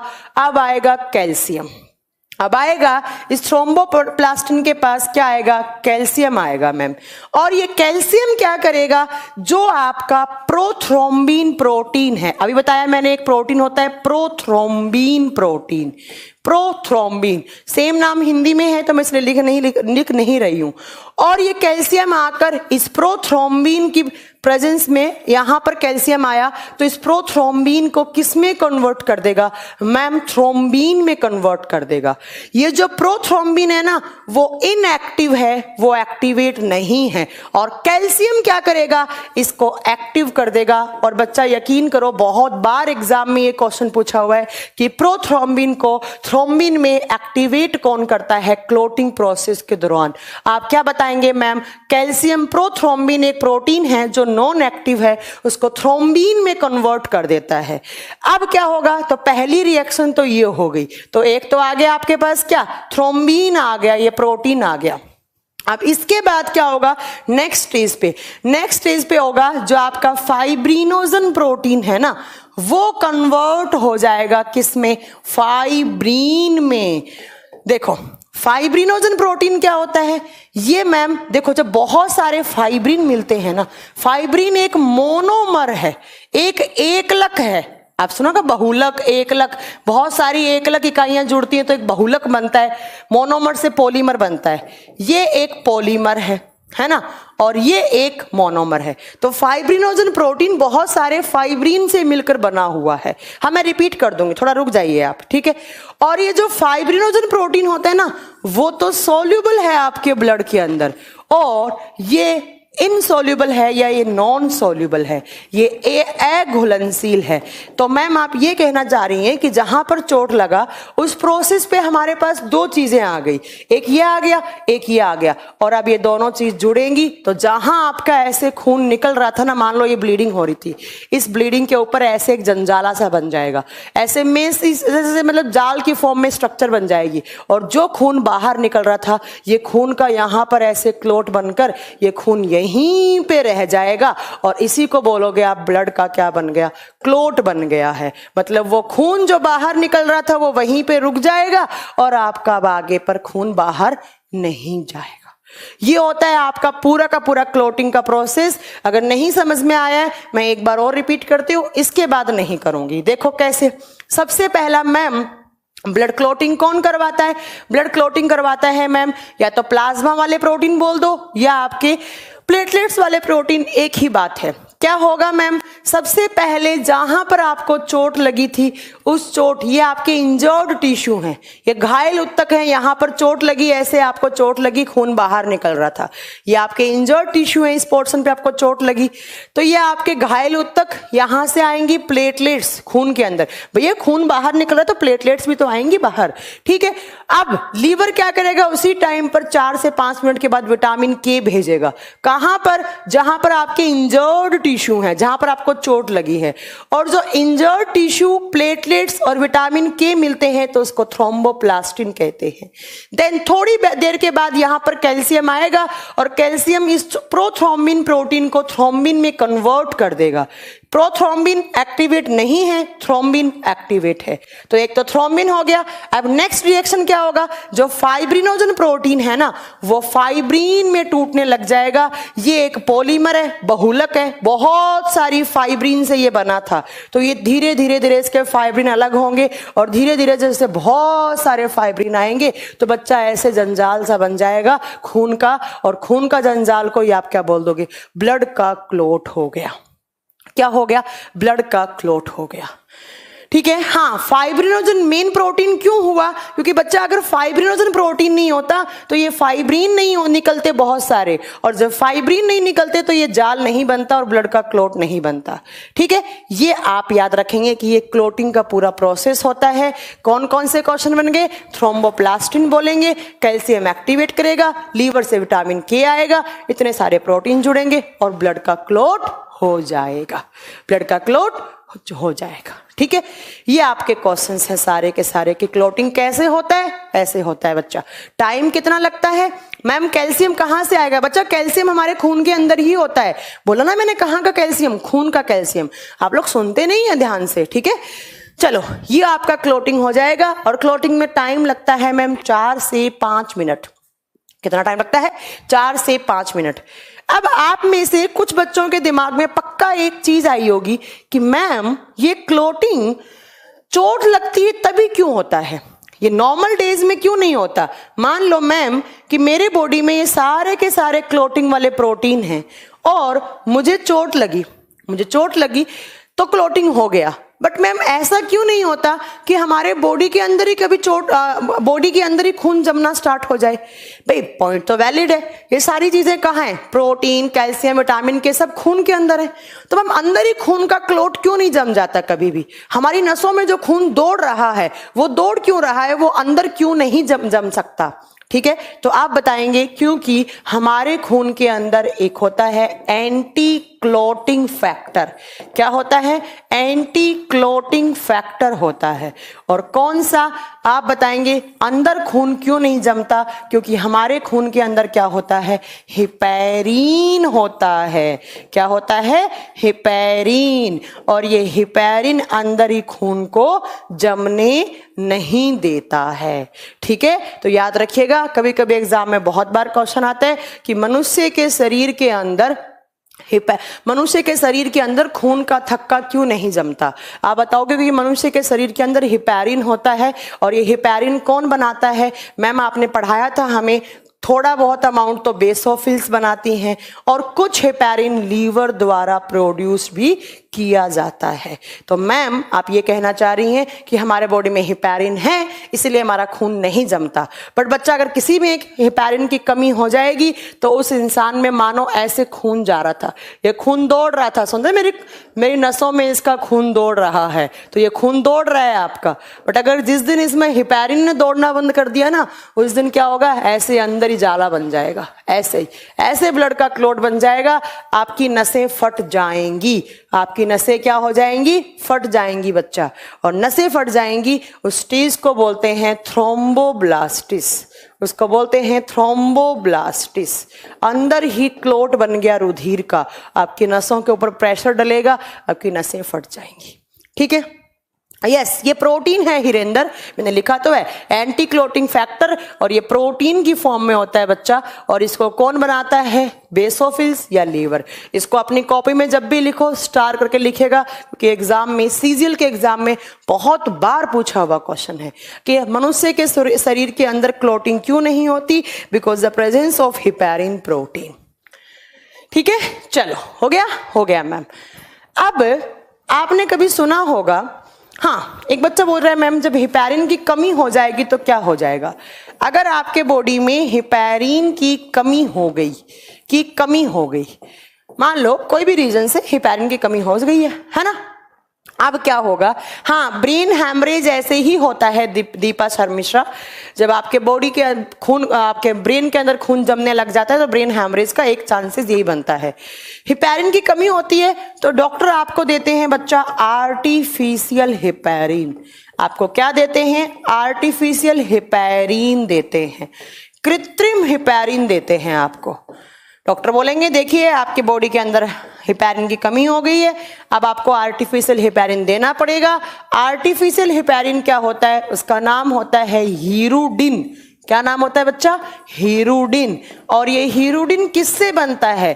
तो it is produced by saliva of leech. Leech समझते हैं? लीच देखिए आपने, जोंक के लार में पाया जाता है। कहाँ पाया जाता है? जोंक के लार में। तो आप याद रखिएगा, जब हमारे बॉडी में किसी दिन हिपैरिन की कमी हो जाती है तो आपको डॉक्टर हीरोडिन देगा, और वो लीच जो होती हैं, जो जोंक होती हैं, उनके लार में, उनके सलाइवा में पाया जाता है। ये तो बात होगी जब हमारे बॉडी में हिपैरिन की कमी होती है तब। एक बड़ा अच्छा क्वेश्चन और आता है, चाहे आप केमिस्ट्री का मानो चाहे आप बायोलॉजी का मानो, क्वेश्चन आता है कि ब्लड बैंक में जब आपने खून दिया किसी को तो ब्लड बैंक में खून जमता क्यों नहीं है? ब्लड बैंक में खून जमता क्यों नहीं है? भाई हमारे बॉडी में तो क्या था? हमारे बॉडी में तो हिपैरिन था, तो वो जमने नहीं देता है। बट अब क्वेश्चन आता है कि मैम हमारे बॉडी में तो हिपैरिन था, तो तो जमने नहीं दिया। अब बात आती है कि ब्लड बैंक में खून क्यों नहीं जमता। कभी आपने खून जमा देखा है? खून की कभी बर्फ जमी हुई देखी है? कभी नहीं देखेंगे आप, क्योंकि ब्लड बैंक में 2 केमिकल कंपाउंड यूज होते हैं। कौन कौन से? पहला है कैल्शियम, पहला आप लिखेंगे यहां पर कैल्शियम सिट्रेट। आप बताएंगे कि ब्लड बैंक में खून के अंदर कैल्शियम सिट्रेट या दूसरा सोडियम ऑक्जिलेट डाला जाता है। सोडियम ऑक्जिलेट, ये दोनों क्या करते हैं? ब्लड बैंक में खून को जमने नहीं देते हैं। ठीक है। और एक अच्छा ब्लड अगर मैं बताऊं तो वो मतलब 40 से 45 दिन तक का ही एक अच्छा खून होता है। उसके बाद हो सकता है थोड़ा बहुत चांसेस हो जाए खून खराब होने के। ठीक है, ये आप याद रखिएगा कि ब्लड बैंक में इसलिए नहीं जमता क्योंकि इसके अंदर 2 केमिकल कंपाउंड रासायनिक यौगिक यूज होते हैं। पहला कैल्शियम सिट्रेट, दूसरा सोडियम ऑक्जिलेट। ये हमारे बॉडी में हीरोडिन कब देते हैं? जब हिपैरिन की कमी होती है। तो ये आपके प्लेटलेट से कुछ क्वेश्चंस थे जो मैंने आपको बता दिया है। मैम एमजी क्या करता है? एमजी का यहाँ कोई काम नहीं होता है। ठीक है, चलो ये आपका प्लेटलेट से सारे पॉइंट्स हो गए। अब बात आती है ma'am disease of platelets. Platelets की वजह से बीमारियां कौन कौन सी हो सकती हैं? बीमाणुओं की बीमारी प्लेटलेट्स की वजह से कौन कौन सी बीमारियां हो जाती हैं? बीमाणु की बीमारी मतलब प्लेटलेट्स कम हो गया तो क्या और ज्यादा हो गया तो क्या? देखो, अगर आपके बॉडी में प्लेटलेट्स की कमी हो जाती है, पीएल की कमी हो जाती है, आप बताओगे प्लेटलेट्स की कमी, तो ma'am no blood clotting, blood का क्लॉट नहीं जमेगा मैम और ब्लीडिंग नहीं रुकेगी, खून ज्यादा निकल जाएगा और आप मर जाओगे मैम बिना खून के। तो याद रखिएगा प्लेटलेट्स की कमी होने से या तो क्लॉटिंग में टाइम ज्यादा लग जाता है, बट या तो प्लीज धर्मवीर सिंह को यहां से ब्लॉक कीजिए, प्लीज धर्मवीर सिंह को यहां से ब्लॉक कीजिए। इनको थोड़ा लेवल और चाहिए, इससे ज्यादा लेवल नहीं मिल सकता इनको यहां से ब्लॉक कीजिएगा। धर्मवीर सिंह, मुझे लगता है आप यहाँ के इस कोचिंग इंस्टीट्यूट के लायक नहीं है यहाँ के पढ़ने के, तो प्लीज आपको जहां से लेवल अच्छा मिलता है आप वहां जाकर पढ़ सकते हैं। ठीक है, हमने नहीं कहा था कि यहाँ पर आपको हम पीएचडी करवाएंगे साइंस में, तो आपको अगर आपको लगता है कि यहां पर पीएचडी होगी तो वो पीएचडी नहीं होगा, तो प्लीज आप धर्मवीर सिंह को यहां से ब्लॉक कर दिया जाए। धर्मवीर सिंह, अगर आपने फ्री में बैच लिया है 1 रुपए में तो आपका 1 रुपए रिफंड हो जाएगा।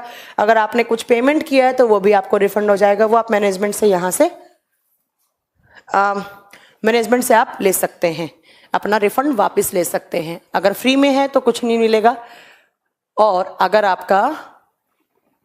आपने कुछ पेमेंट किया है तो वो आपके अकाउंट में रिफंड हो जाएगा। ठीक है, चलो तो याद रखिएगा कि प्लेटलेट्स की कमी से ब्लड का क्लॉट नहीं होता है या ब्लीडिंग रुकती नहीं है। आपको चोट लगेगी तो खून रुकेगा नहीं, ब्लीडिंग रुकेगी नहीं और आपकी डेथ भी हो सकती है। बट दूसरा, अगर मैम प्लेटलेट्स ज्यादा हो जाएं तो क्या हो जाएगा? अगर मैम प्लेटलेट्स की संख्या ज्यादा हो जाए, अंदर ही अपने बॉडी में प्लेटलेट्स ज्यादा बन जाएं तो क्या हो जाएगा? जब प्लेटलेट्स ज्यादा हो जाती हैं बच्चा, तो स्टेज को बोलते हैं थ्रोम्बोब्लास्टिस, उसको बोलते हैं थ्रोम्बोब्लास्टिस। और थ्रोम्बोब्लास्टिस का मतलब है clotting inside the human body, clotting inside the human body. अंदर ही थ्रोम्बोब्लास्ट का मतलब यहाँ पर होता है फॉर्मेशन होना, clotting inside the human body. हमारे शरीर के अंदर ही क्लॉट बन जाता है, हमारे शरीर के अंदर ही क्लॉट बन जाएगा और आपकी डेथ भी हो सकती है, ब्लड सर्कुलेशन रुक सकता है और आप मर सकते हो। धर्मवीर सिंह कह रहे हैं मैम एग्जाम के लेवल में अच्छे क्वेश्चन आते हैं। आप किस एग्जाम के लिए प्रिपेयर कर रहे हैं धर्मवीर सिंह? क्या आप मुझे बता सकते हैं कि आप किस एग्जाम के लिए प्रिपेयर कर रहे हैं? मुझे ऐसा क्यों लग रहा है धर्मवीर सिंह कि आप किसी कोचिंग में पढ़ाते हैं, आप टीचर हैं और आपने ये बैच परचेज कर रखा है। चलो तो याद रखिएगा, अगर प्लेटलेट्स की कमी होती है तो आपका ब्लीडिंग रुक जाएगा, ब्लीडिंग रुकेगा नहीं, ब्लड का क्लॉट नहीं बनेगा। अगर प्लेटलेट्स ज्यादा हो जाती है बच्चा तो थ्रोम्बोब्लास्टिस अंदर ही क्लॉट बन सकता है। 2 बीमारियां तो ये हो गई हैं। दूसरा, इसके अलावा तीसरा आप याद रखेंगे, एक बीमारी होती है हीमोफीलिया। एक बीमारी होती है हीमोफीलिया। हीमोफीलिया, अब इसमें क्या होता है, इससे 3-4 क्वेश्चन आते हैं जो आपको याद रखने हैं। हीमोफीलिया, कभी ना कभी आपने इसका नाम पक्का सुना होगा, है ना, कभी ना कभी आपने इसका नाम। तो धर्मवीर सिंह, अगर आप एनटीपीसी के लिए प्रिपेयर कर रहे हैं ना, तो शायद आपको इस मार्केट में कोई भी यहां से इतना अच्छा लेवल नहीं देता होगा, ठीक है। और बाय बाय धर्मवीर सिंह, आपका टाइम्स कोचिंग के साथ इतना ही सफर था, और मुझे उम्मीद है आप दूसरी ईमेल आईडी से ये बैच ना परचेज करें। सज्जन इधर आइएगा, धर्मवीर सिंह को ब्लॉक कीजिएगा। मैडम साइंस स्पेशल फोर्स से धर्मवीर सिंह के नाम के लड़के को ब्लॉक कर दीजिए, और कोई और भी बैच ले रखा है तो आप उसको भी वहां से ब्लॉक कर दीजिए। ये वाले, हाँ, रेलवे एनटीपीसी जिसने लिखा है इसको ब्लॉक कर दीजिएगा। चलो, उम्मीद है मुझे धर्मवीर सिंह दूसरी ईमेल आईडी से ये बैच ना परचेज करें। चलो, आइए दूसरा, हीमोफीलिया क्या होता है। आप पहला पॉइंट याद रखेंगे, it is a genetic disease.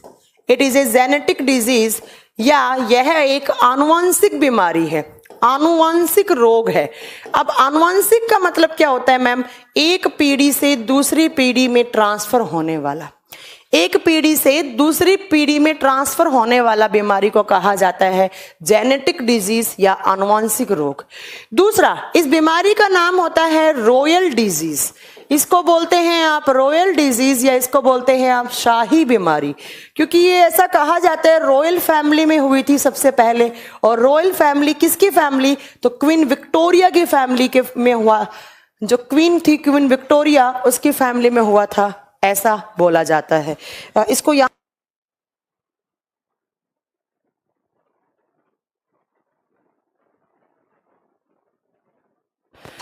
अमन कह रहे हैं मैम एक मेरा क्वेश्चन है, मानव की त्वचा को रंग कौन देता है। बेटा मैंने कोई 20 बार बताया होगा, मिलेनिन। जब आपको मैंने कोई दूसरे आपने बैच खत्म हुआ होगा उसमें पढ़ा होगा, तो हमारे बॉडी में मिलेनिन मिलेनिन मिलेनिन क्या होता है, स्किन को कलर देता है, ठीक है। तो आप बताएंगे कि जो हीमोफीलिया है वो एक जेनेटिक डिजीज है, वो रॉयल डिजीज है, क्योंकि वो क्वीन विक्टोरिया की फैमिली में हुई थी सबसे पहले। तो भैया आप जानते हैं क्वीन विक्टोरिया तो क्या है ना, रॉयल फैमिली से बिलोंग करती है। तो तीसरा आप याद रखेंगे, इसको क्रिसमस फैक्टर डिजीज भी कहा जाता है। इसको क्रिसमस फैक्टर डिजीज भी कहा जाता है। क्यों कहा जाता है इसको क्रिसमस फैक्टर डिजीज, क्योंकि ऐसा कहा जाता है कि सबसे पहले इस बीमारी के बारे में सबसे पहले इस बीमारी के बारे में 25 दिसंबर को पता लगा था कि ऐसी भी कोई बीमारी होती है, और इस बीमारी को बोलते हैं आप क्या, हीमोफीलिया। तो 25 दिसंबर को आप क्रिसमस मनाते हैं तो क्रिसमस कारक डिजीज बोलते हैं इसको। तो हिंदी में लिखेगा, इसको क्रिसमस कारक रोग भी कहा जाता है। अब इस बीमारी में क्या होता है, तो आप बताओगे formation of platelets is reduced. इस बीमारी में जेनेटिकली आपके कुछ ना कुछ सेल्स में प्रॉब्लम हो जाती हैं, और जो प्लेटलेट्स होती है ना, उनका फॉर्मेशन कम हो जाएगा, उनका निर्माण कम हो जाएगा, या कुछ ना कुछ उनके अंदर डिफेक्ट हो जाएगा, और आपकी प्लेटलेट जो हैं वो ढंग से काम नहीं करेंगी, या वो मैच्योर नहीं हो पाएंगी। और आप जानते हैं कि जब इस बीमारी में प्लेटलेट्स का फॉर्मेशन कम हो जाता है, या तो कम या ना के बराबर हो जाता है, मतलब होता ही नहीं है, तो क्या नहीं होगा मैम, प्लेटलेट्स नहीं है तो ब्लड का क्लॉट नहीं बनेगा। तो ऐसे लोगों को मैम जब चोट लगेगी तो मैम उनका बहुत ज्यादा खून बाहर निकल जाएगा, और उस इंसान के अंदर खून की कमी हो जाएगी, या उस इंसान को बहुत ज्यादा खून बाहर निकल गया तो उस इंसान की डेथ भी हो सकती है। तो आप याद रखिएगा, आपसे एग्जाम में क्वेश्चन पूछा जाएगा वो कौन सी बीमारी है जिसमें ब्लड का क्लॉट नहीं बनता है, आप बताएंगे वो हीमोफीलिया है। क्यों नहीं बनता? क्योंकि कुछ ना कुछ जेनेटिकली डिफेक्ट हो जाता है डीएनए या क्रोमोसोम में इस बीमारी में, और उस इंसान की प्लेटलेट्स की मात्रा कम हो जाती है या उस इंसान में ब्लड का क्लॉट नहीं बनता है, इसीलिए इसको बोलते हैं हीमोफीलिया। क्या बोलते हैं इसको? हीमोफीलिया।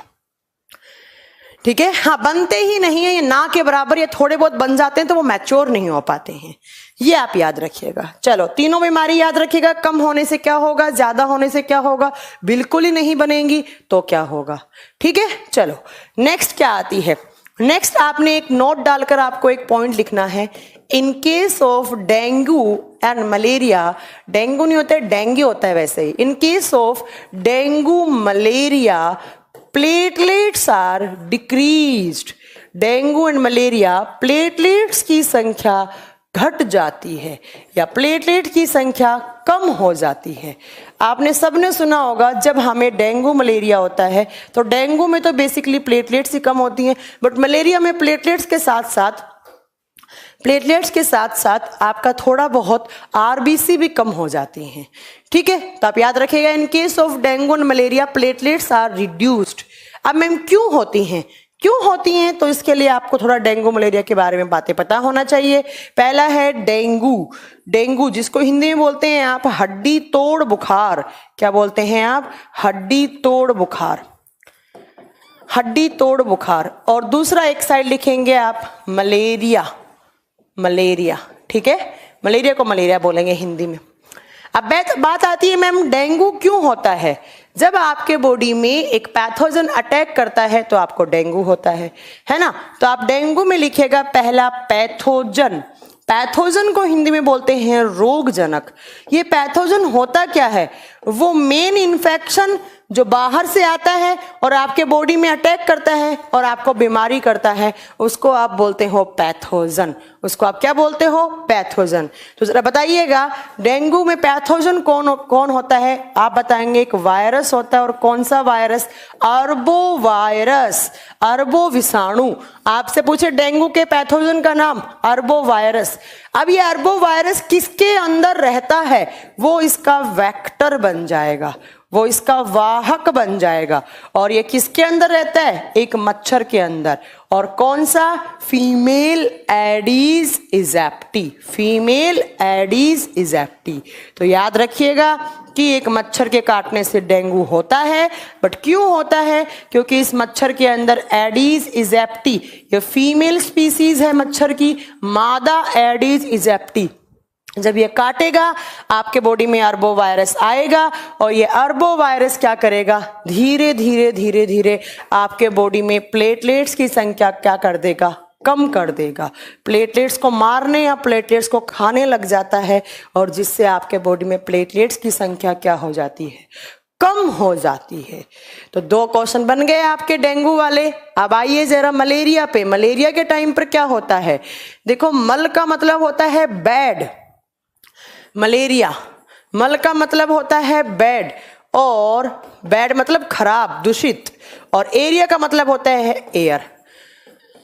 कचरे के डिब्बे के पास, है ना, या कीचड़ पड़ा है या पानी की टंकी है, उसके आसपास जो मच्छर रहते हैं उनमें क्या रहता है? आपका मलेरिया वाला मच्छर रहता है।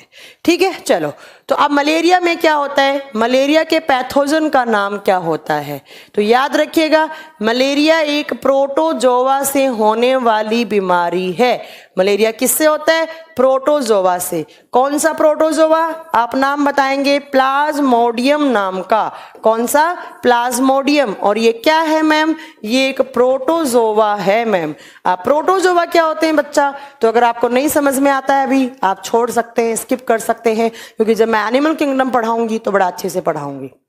ठीक है, प्रोटोजोआ को हिंदी में प्रोटोजोआ ही बोलते हैं। तो एग्जाम में क्वेश्चन आता है कि मलेरिया किससे होता है? प्रोटोजोआ, जबकि डेंगू वायरस से होता है। अब ये प्लाज्मोडियम किसके अंदर रहता है? वो उसका वेक्टर हो जाएगा, वो उसका वाहक हो जाएगा। और ये किसके अंदर रहता है? आप बताओगे। ये फीमेल एनोफ्लीज, फीमेल एनोफ्लीज नाम के मच्छर में होता है, मादा एनोफ्लीज नाम के मच्छर में है, एनोफ्लीज। और ये मच्छर कहाँ रहता है? कूड़े कचरे का डिब्बा है, उससे गंदी सी हवा निकल रही है, उस हवा के अंदर कीचड़ पड़ा है, उसके अंदर घर के ऊपर टैंक है, उसकी सफाई नहीं करवाई आपने, उसके अंदर, है ना। तो जैसे ही ये आपको इस मच्छर ने काटा, आपके बॉडी में प्लाज्मोडियम आया, और ये प्लाज्मोडियम किसकी संख्या कम कर देगा? मैम ये प्लाज्मोडियम प्लेटलेट्स का काउंट कम कर देगा।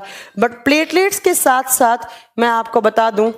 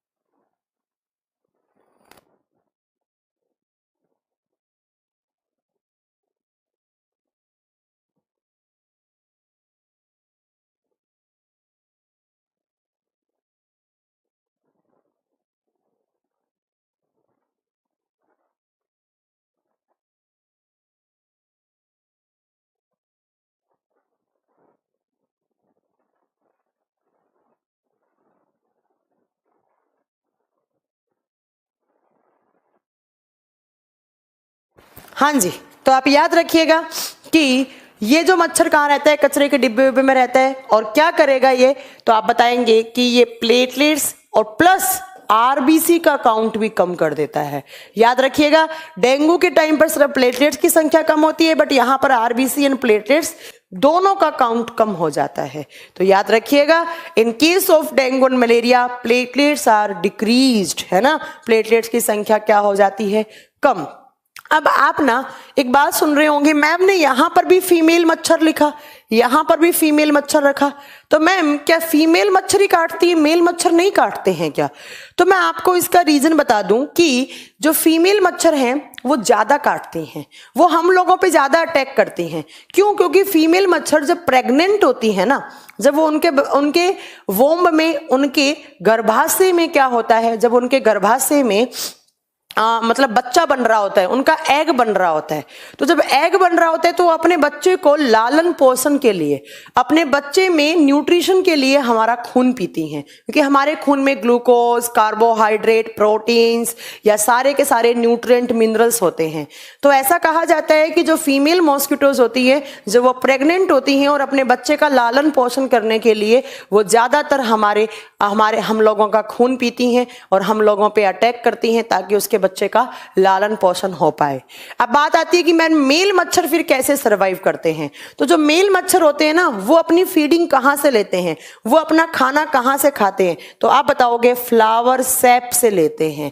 जो फूल होता है, फूल के अंदर से थोड़ा सा जो लिक्विड निकलता है, उस लिक्विड के अंदर भी सारे के सारे न्यूट्रिएंट्स होते हैं। तो जो मेल मच्छर है वो पुष्प से या फूलों से, फूलों के ऊपर जो शाखाएं होती हैं छोटी छोटी, उसके अंदर क्या उससे क्या ले लेता है? अपना खाना ले लेता है।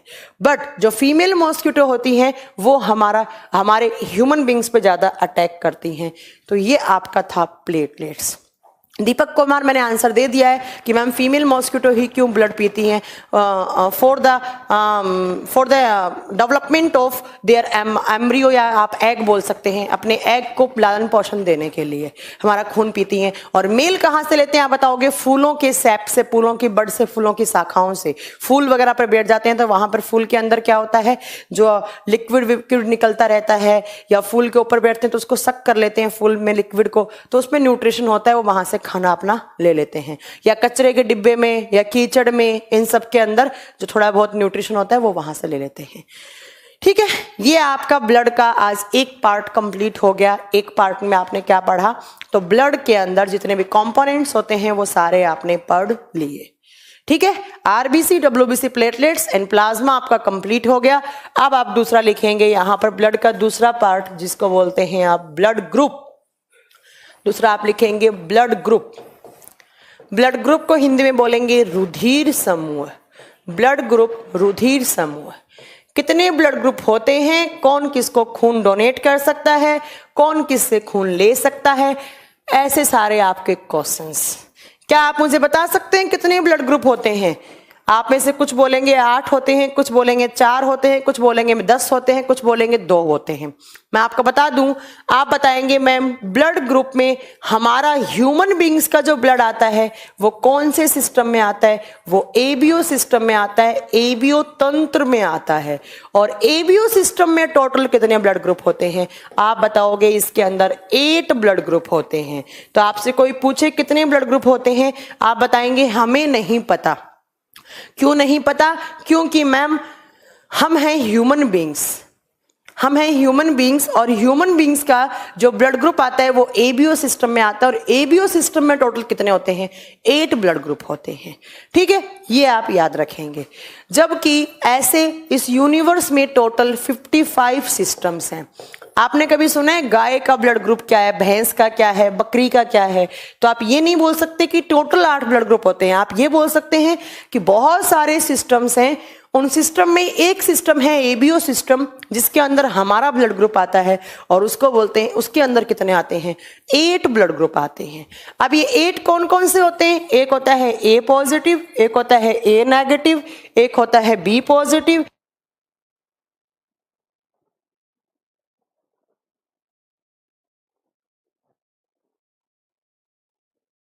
आप बताएंगे एक ए पॉजिटिव, एक ए नेगेटिव, एक बी पॉजिटिव, एक बी नेगेटिव, एक ए बी पॉजिटिव, एक ए बी नेगेटिव, एक ओ पॉजिटिव, एक ओ नेगेटिव। ये 8 ब्लड ग्रुप हैं। अब ये आपको देखने हैं कि कैसे बनेंगे ब्लड ग्रुप।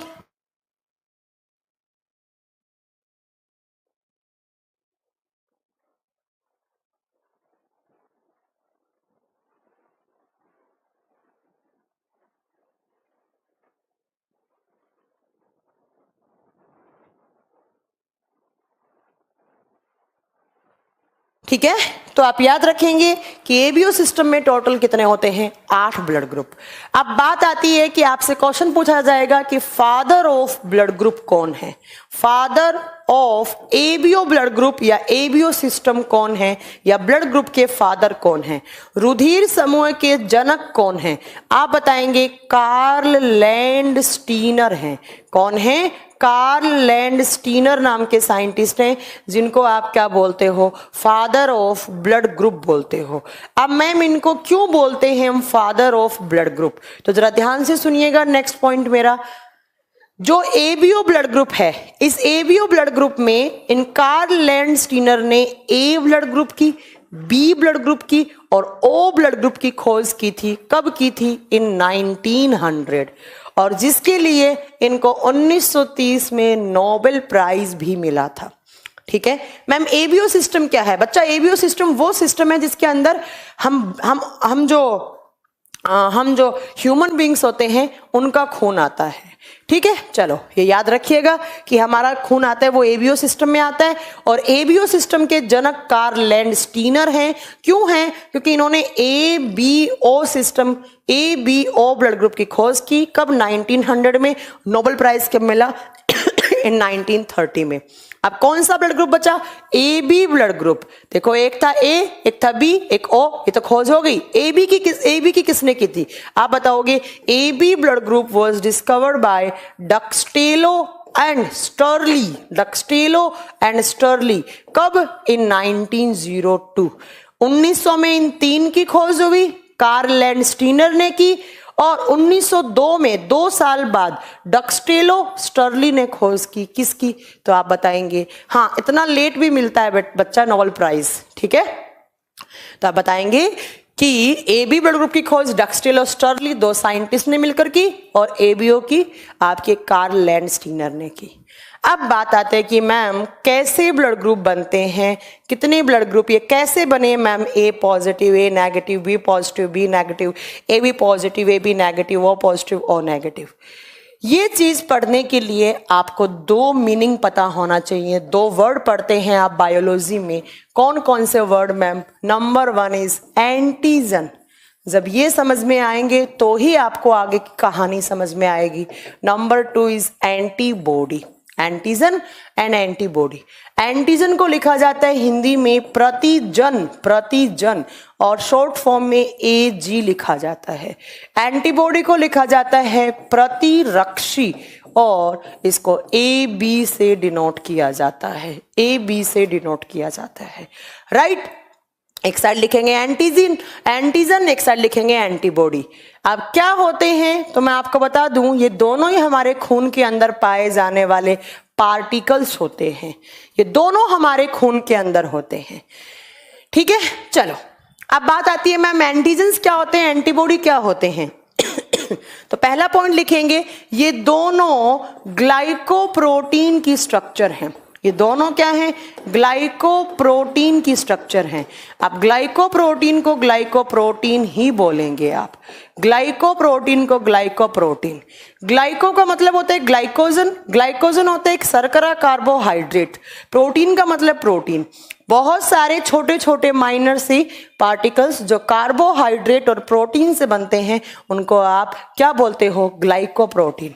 सेम स्ट्रक्चर इधर वाला भी ग्लाइको प्रोटीन का ही बना हुआ होता है, ये भी ग्लाइकोप्रोटीन, ये भी ग्लाइकोप्रोटीन। तो मैम डिफरेंस क्या होता है इन दोनों में, इन दोनों में डिफरेंस क्या है मैम, तो मैं आपको बता दूं, जो एंटीजन्स होते हैं वो होते हैं आरबीसी पर, आरबीसी पर, जबकि एंटीबॉडी या तो डब्ल्यूबीसी पर या प्लाज्मा में मिलेंगे आपको। बस यही मेन डिफरेंस है यहाँ पर। अगर ग्लाइकोप्रोटीन की स्ट्रक्चर आरबीसी पर दिखी उसको आप एंटीजन बोलेंगे, अगर ग्लाइकोप्रोटीन की स्ट्रक्चर डब्ल्यूबीसी या प्लाज्मा पे मिली आप उसको एंटीबॉडी बोल देंगे, आप उसको क्या बोल देंगे, एंटीबॉडी बोल देंगे। तो बच्चा अगर आपको एंटीजन देखना है तो आप कौन सी ब्लड सेल्स लोगे, मैम हम आरबीसी लेंगे, और आरबीसी का स्ट्रक्चर कैसा बताया था मैम ने, पेड़े के जैसी होती है ना, या अंडा आकार की होती हैं, ठीक है। तो आप बताएंगे कि आपने ऐसे आरबीसी लिया और इस आरबीसी पर ऐसे आपको ग्लाइकोप्रोटीन की कुछ स्ट्रक्चर्स दिखती हैं, और ये ग्लाइकोप्रोटीन की जो स्ट्रक्चर हैं वो क्या कहलाती हैं मैम, ये एजी, एजी का मतलब एंटीजन कहलाती हैं। और एंटीजन कितने टाइप की होती हैं आप बताओगे, एंटीजन 2 टाइप की होती हैं, ए और बी। एंटीजन कितने टाइप की होती हैं, 2, ए और बी। और बच्चा अगर आपको एंटीबॉडी देखना है तो आप क्या उठाओगे, या प्लाज्मा भी उठा सकते हो और आप डब्ल्यूबीसी भी उठा सकते हो। और जरा बताइए डब्ल्यूबीसी कैसा बनाऊं मैम, कैसा भी बना सकते हैं, क्योंकि डब्ल्यूबीसी का क्या होता है, डब्ल्यूबीसी तो इर्रेगुलर होती हैं, और जब डब्ल्यूबीसी पर ऐसी स्ट्रक्चर बनी हुई दिखेगी आपको तो आप उसको क्या बोलेंगे, उसको आप एंटीबॉडी बोलेंगे, ए बी। और एंटीबॉडी भी कितने टाइप का होता है, 2, कैपिटल ए कैपिटल बी। कुछ समझ में आया, नहीं आया? मोतरफ कह रहे हैं मैम लोअर पीसीएस में सब क्वेश्चंस आपके पढ़ाए हुए में से आए थे, एक क्वेश्चन को छोड़कर, तो एक तो चल भी जाता है, क्या हो गया तो, है ना। चलो मोहतरम, thank you very much. Motarif, okay Motarif, आपका नाम मोतरिफ है, ठीक है। तो आपको क्या समझ में आया, मैं एक बार फिर रिपीट कर रही हूं कि एंटीजन्स एंटीबॉडी ग्लाइकोप्रोटीन की स्ट्रक्चर है। जब ये ग्लाइकोप्रोटीन की स्ट्रक्चर आरबीसी पर दिखेगी, एंटीजन एंटीजन 2 टाइप का, स्मॉल ए स्मॉल बी। जब ये ग्लाइकोप्रोटीन की स्ट्रक्चर डब्ल्यूबीसी या प्लाज्मा पे दिखेगा उसको एंटीबॉडी बोलेंगे, और एंटीबॉडी ए और बी 2 टाइप का होता है। मुझे नहीं लगता किसी बच्चे को यहां तक पढ़ने में कोई दिक्कत हुई होगी। अब जरा ध्यान से सुनिए मेरा नेक्स्ट सेंटेंस। अगर आपको मेरी अगले 2 लाइनें समझ में आ गई ना, मैं बता रही हूं आपको जीवन भर के लिए कुछ कॉन्सेप्ट्स क्लियर हो जाएंगे कि आप किससे खून लेंगे, किसको खून देंगे, है ना। ध्यान से सुनिएगा मेरा पहला पॉइंट। पहला पॉइंट मैम ने क्या बोला, मैम ने बोला कि आरबीसी की सरफेस एरिया पर जिस टाइप का एंटीजन है वही आपका ब्लड ग्रुप है। आरबीसी के सरफेस एरिया पर जिस टाइप का एंटीजन है वही आपका ब्लड ग्रुप है। फिर रिपीट कर रही हूं, आरबीसी के सरफेस एरिया पर जिस टाइप का एंटीजन है वही आपका ब्लड ग्रुप है। मान लो मेरे आरबीसी के सरफेस एरिया पर ए टाइप का एंटीजन है, जरा बताओ ब्लड ग्रुप कौन सा बन जाएगा, ए बन जाएगा। मान लो बी है, ब्लड ग्रुप कौन सा बन गया, बी ब्लड ग्रुप बन गया। मैम ए और बी दोनों हैं तो ma'am A B blood group बन गया। और बच्चा अगर दोनों ही नहीं होते हैं तो कौन सा बन गया, ओ बन गया। अब मैं आपके जीके के लिए क्वेश्चन बता दो यहाँ पर, ये जो आप A B O blood group बोलते हैं ना, ओ नहीं होता है बच्चा, ये जीरो ब्लड ग्रुप होता है, ये जीरो ब्लड ग्रुप होता है ना। और ये जो जीरो ब्लड ग्रुप है ना, ये मैम किडनी में ब्लड कहां से होकर आता है, यही नहीं आया, ये कैसे हो सकता है? इतना 10-20 बार चिक चिक के पढ़ाया है मैंने कि किडनी में ब्लड कहां से आता है।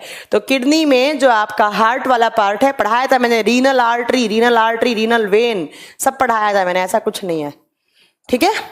देखो सुनो ध्यान से, ये ओ नहीं होता है, इसको बोलते हैं जीरो ब्लड ग्रुप। जीरो का मतलब जिसमें कोई एंटीजन होता ही नहीं है। अरे भैया जब ए टाइप का एंटीजन है ए ब्लड ग्रुप, बी टाइप का एंटीजन है बी ब्लड ग्रुप, दोनों ही है तो ए बी बन गया।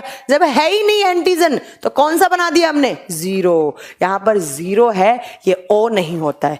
बट आप ए बी जीरो बोलते हैं आप तो अच्छा नहीं लगता, तो साइंटिस्ट लोगों ने इसका नाम रख दिया A B O blood group. But A B O नहीं होता है, वो ब्लड ग्रुप जिसमें एंटीजन नहीं होता उसको ओ ब्लड ग्रुप बोलते हैं। चलो हो गया, एक लाइन आपको समझ में आ गई। यहां से क्या समझ में आया? कुछ समझ में नहीं आया, एक बार फिर रिपीट कर देती है मैम, कोई बात नहीं। आरबीसी के सरफेस एरिया पर जिस टाइप का एंटीजन है वही आपका ब्लड ग्रुप है। अगर ए टाइप का एंटीजन है ए ब्लड ग्रुप, अगर बी टाइप का एंटीजन है बी ब्लड ग्रुप है, अगर दोनों ही है तो ए बी, और अगर नहीं है तो ओ बन गया, ओ बन गया। ठीक है, हो गया। चलो मैम हो गया। अब सुनो दूसरी बात, ध्यान से सुनिएगा मेरा दूसरा पॉइंट। आरबीसी के सरफेस एरिया पर जिस टाइप का एंटीजन है उसके ऑपोजिट हमेशा एंटीबॉडी होना चाहिए। आरबीसी के सरफेस एरिया पर जिस टाइप का एंटीजन है उसके ऑपोजिट हमेशा एंटीबॉडी होना चाहिए। ध्यान से सुनो, अगर मैम एंटीजन ए है तो एंटीबॉडी कौन सा होना चाहिए, बी। अगर बी एंटीजन है तो एंटीबॉडी ए होना चाहिए। तीसरा आप बताएंगे कि मैम अगर ए बी है तो मैम यहां पर एक भी होना नहीं चाहिए, और मैम अगर ओ में तो एंटीजन है ही नहीं तो यहां पर आप दोनों बना दीजिए। दिक्कत क्या है? नहीं समझ आया? रेहान कह रहे हैं UP SSC sickle cell anaemia भी आया था, 5 क्वेश्चन आपके अभी तक की क्लास में आए मैम जो आपने पढ़ाया, thank you so much ma'am. Rehan ji का कहना है कि आपने इस बैच में जो पढ़ाया अभी तक उसमें से 5 क्वेश्चन आए यूपी SSC में, तो ये तो बहुत बड़ी बात है कि 3 क्लास में 5 क्वेश्चन आ गए, वो भी लोअर PCS में। वाह, बहुत अच्छी बात है, सुन के मजा आ गया। ठीक है, अब सुनो ध्यान से, आरबीसी के सरफेस एरिया पर जिस टाइप का एंटीजन वही आपका ब्लड ग्रुप। एंटीजन के ऑपोजिट क्या होना चाहिए, एंटीबॉडी होना चाहिए बच्चा। अगर ए टाइप का एंटीजन है तो बी टाइप का एंटीबॉडी, बी टाइप का एंटीजन है तो ए टाइप का एंटीबॉडी। अगर दोनों ही एंटीजन है तो यहाँ एंटीबॉडी होना ही नहीं चाहिए। अगर हो गया तो वो एंटीबॉडी एंटीजन पे अटैक करेगा, खून खराब हो जाएगा, मर जाओगे आप। ठीक है, और जब दोनों ही नहीं है मैम, एंटीजन है ही नहीं, तो मैम एंटीबॉडी आप दोनों कर दो। अब बताओ जरा कुछ प्रॉब्लम हुई है तो। अब सुनो ध्यान से, आपके 2 क्वेश्चन हो गए यहां से। क्या आप मुझे बता सकते हैं कि आपका ब्लड ग्रुप कौन डिसाइड करता है, एंटीजन या एंटीबॉडी? आपका आंसर क्या आएगा, एंटीजन। क्यों? क्योंकि आरबीसी के सरफेस एरिया पर जिस टाइप का एंटीजन है भाई क्या आपका ब्लड ग्रुप। पहला क्वेश्चन क्लियर। आपसे पूछे कि ब्लड ग्रुप कौन सी ब्लड सेल्स डिसाइड करती हैं, आपने क्या उठाया ब्लड ग्रुप देखने के लिए, एंटीजन उठाया। एंटीजन किसमें है, आप क्या बताएंगे, एंटीजन तो आरबीसी पर होते हैं। दोनों क्वेश्चन हो गए आपके। ठीक है, चलो अब नहीं समझ में आया तो मैं कुछ नहीं कर सकती। अब एक टेबल बनाओ आप मेरे साथ चुपचाप, अगर नहीं समझ में आया तो। पहले कॉलम में लिखो ब्लड ग्रुप, रुधिर समूह। दूसरे में लिखेंगे आप एजी फॉर मैम एंटीजन। तीसरे में लिखेंगे A B for antibody. Next में लिखेंगे डोनेट का मतलब खून दे सकता है। नेक्स्ट में लिखोगे एक्सेप्ट, खून ले सकता है। और नेक्स्ट में लिखोगे पॉजिटिव ऑब्लिक नेगेटिव। मैंने अभी पॉजिटिव नेगेटिव का कोई भी कंसेप्ट नहीं बताया है, ये आपको अभी छोड़ देना है। मैंने अभी कुछ नहीं बताया कि पॉजिटिव कब होगा नेगेटिव कब होगा, पहले हम नॉर्मल ब्लड ग्रुप की बात करते हैं बच्चा। ठीक है, चलो तो ये आपकी टेबल बन गई। मैं एक बार फिर एक्सप्लेन करती हूँ कि मैंने लिखा क्या है इस टेबल के अंदर। मैम ने लिखा है पहले कॉलम में ब्लड ग्रुप, दूसरे कॉलम में लिखे हैं एंटीजन, तीसरे में लिखा है एंटीबॉडी, चौथे में लिखा है डोनेट मतलब किसको खून दे सकते हो आप। नेक्स्ट में लिखा है एक्सेप्ट, किससे खून ले सकते हो। नेक्स्ट में लिखा है positive oblique negative, but ma'am ने अभी तक पॉजिटिव नेगेटिव कुछ नहीं बताया, वो बाद की बात है। ठीक है, चलो बना दो इसको, इस टेबल को। मुझे लगता है आप बना दोगे। अगर मैंने लिखा ए ब्लड ग्रुप, जरा बताइए एंटीजन कौन सा लिखूं, स्मॉल ए। जरा बताइए एंटीबॉडी कौन सा आएगा, बी, अगर मैंने बी ब्लड ग्रुप लिखा तो एंटीजन कौन सा, जिस टाइप का एंटीजन वही तो ब्लड ग्रुप, तो बी ए टाइप का एंटीजन, एंटीबॉडी ऑपोजिट कर दो ए बी। तो जरा बताइए ए बी है तो ए बी में तो मैम दोनों ही होते हैं और बी, और यहां पर मैम होता ही नहीं, डैश लगा दिया मैंने। Next zero blood group, but zero बोलने में सुंदर नहीं लग रहा मैम, ओ बोलने में सुंदर लग रहा। ओ मतलब कोई भी एंटीजन नहीं है, जब है ही नहीं तो दोनों एंटीबॉडी कर दो, दिक्कत क्या है? जरा बताओ इतनी बात समझ में क्या दिक्कत आई क्या? बताओ जरा, कुछ दिक्कत आई इतनी बात समझ में? मुझे नहीं लगता किसी को दिक्कत आई। अब जरा बताओ किस ब्लड ग्रुप में एंटीबॉडी नहीं होते? Ma'am A B blood group में एंटीबॉडी नहीं होते।